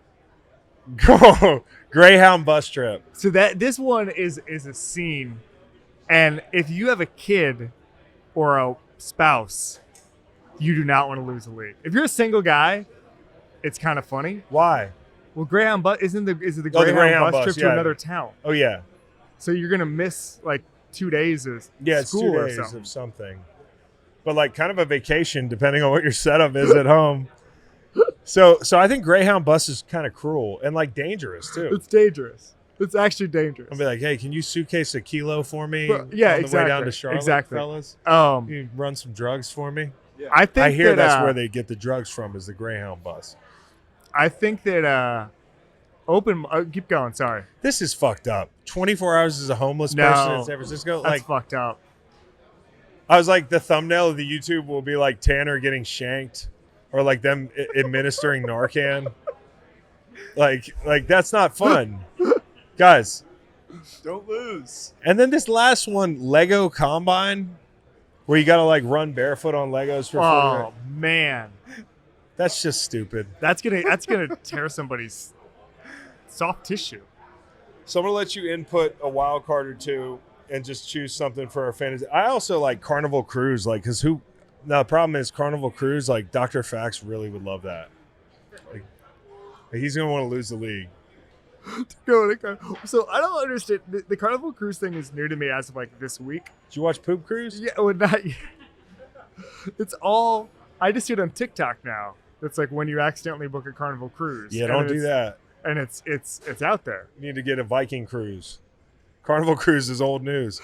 I'm not going on a cruise. So what do you think? What do you think we should do? Is there something you've heard about before that like you think should be up for consideration? I've heard of taking the SATs, having to retake the SATs. It's kind of fun. It's a good one. I think that's kind of funny. Trying to think what other like school level, like redo the school. What about kinda. you got to go to a college football game or a pro football game of the team's choice or of the group's choice in opposite clothes? I thought about that. Alone. I thought about that. So like I like that one. I thought at first, so like what is the most? It's like Virginia next year, right? Well, Virginia's not really hostile. You got to send them to Blacksburg Can be. Friday night against FSU. You when better come when up the there. Hoos- Yeah. You want to beat up some Florida State fans? You come up. Can I lose the league and beat up some yeah, FSU come on. fans? Yeah. No, I think Blacksburg? open mic night should be the fantasy punishment. Yes. And I think for me and Macon, it should be you have to go to a random game. Yeah. Not too far away. Yeah. And also not Florida State because that's too important. I need you guys to lock in. I need all voices. No, but I'm for talking UVA. like you go to like No. I know. who's West Virginia's rival? Pitt. So like you go in like Pitt gear to like Morgantown, which would fucking kill me. Bro, that would get stabbed. That would get ugly, bro. When is that game happening? Backyard Brawl. Is it even happening this year? Yeah. It's happening. Yikes. Can I go to Pitt in West Virginia gear? Because that stadium. They may have put it on a neutral site. You really just have to find a section and like September 13th is Backyard Brawl. Okay. I think that It's gonna be next year though. it's gonna be next year. Yeah. I actually think the opposite. So do they play at a neutral site or not? Pitt, TBA. No, they? I think it's just a straight up West Virginia home game. So what we should do on that one is put like a fucking like we all submit a college football or pro Yes. football place, put it in a hat. The losers got to go to that stadium. Yep. Rivalry week in a different. That's great. For me and Macon next year. And I think it should be a Saturday because we work on Sundays. So I think it should be college football. Yeah. Which is gonna suck. I'm looking this up. And we can't go with a friend. should You have got to to go. go- in. No, you you got to gotta- go alone. yeah. So we go to the Munich game. Like you can meet some friends after the game, right? Yes, But you not during the game. definitely not. And you also like the one thing I don't want to see By yourself. is people being like, I'm actually doing a fantasy. You can't tell anybody. You can't tell You anybody. can't tell anybody. You can't be like, I'm doing a like if someone comes up to you, you can't be like, So I'm doing gonna be a fantasy undercover. thing. Yeah. So I'm gonna be like, but can I go up to like West Virginia Pitt fans and be like, how the fuck are you? I'm a huge Dan Marino fan. Like, I don't think. By the way, they're not even playing next year. The backyard brawl is not happening. Okay. They're one of these things where they took like 20 years off, and now they're trying Okay. to. It got Yeah. too much. Yeah. They're playing Virginia next year. okay. So we'll workshop that one. this. But I do think open mic night in Charlottesville would be pretty good. We got the hookup with Chris Allen. He can get us on. So we'll see.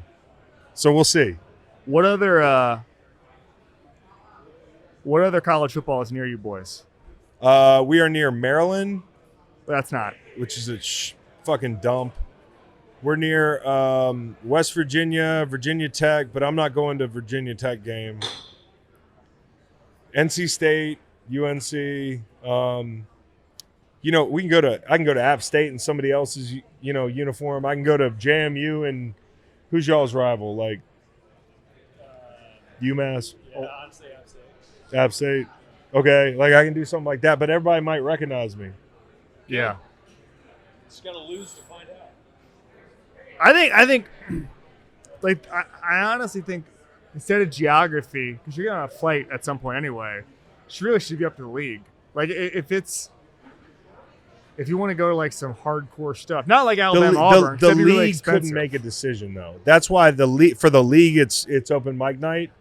I'm letting us pick it, but for me and Macon, maybe we need some work on this. Yes, I just don't know the 2026 game. That is going to be like, and maybe the fans can, because Backyard Brawl is not happening. The 6, 12, 18, 24 challenge. Like Bedlam's crazy, but I don't want you doesn't guys know to have it. to go to Oklahoma. Is it even happening anymore? It's never happening Because anymore. yes, No, yes. Bedlam's still not happening. Apple Cup's still happening, but I don't want you to make you go to the Pacific Northwest. We'll work on it. Yeah, we'll work on that. Me and Macon got some time. We got about 5 hours, so we'll figure it out. I Kevin love it. Clark, best in the biz, dude. I appreciate you I'm coming just looking on. at future football schedules of He's still looking at football schedules, SMU. but the nice people at the Borgata are going to be telling us to leave soon. They're Tyler. They said 5 o'clock. Thanks for coming on, dude. Thanks for having me. Fucking fun. Week 1 slate with my dog, Kevin Clark. This is football. Check him out. Omaha.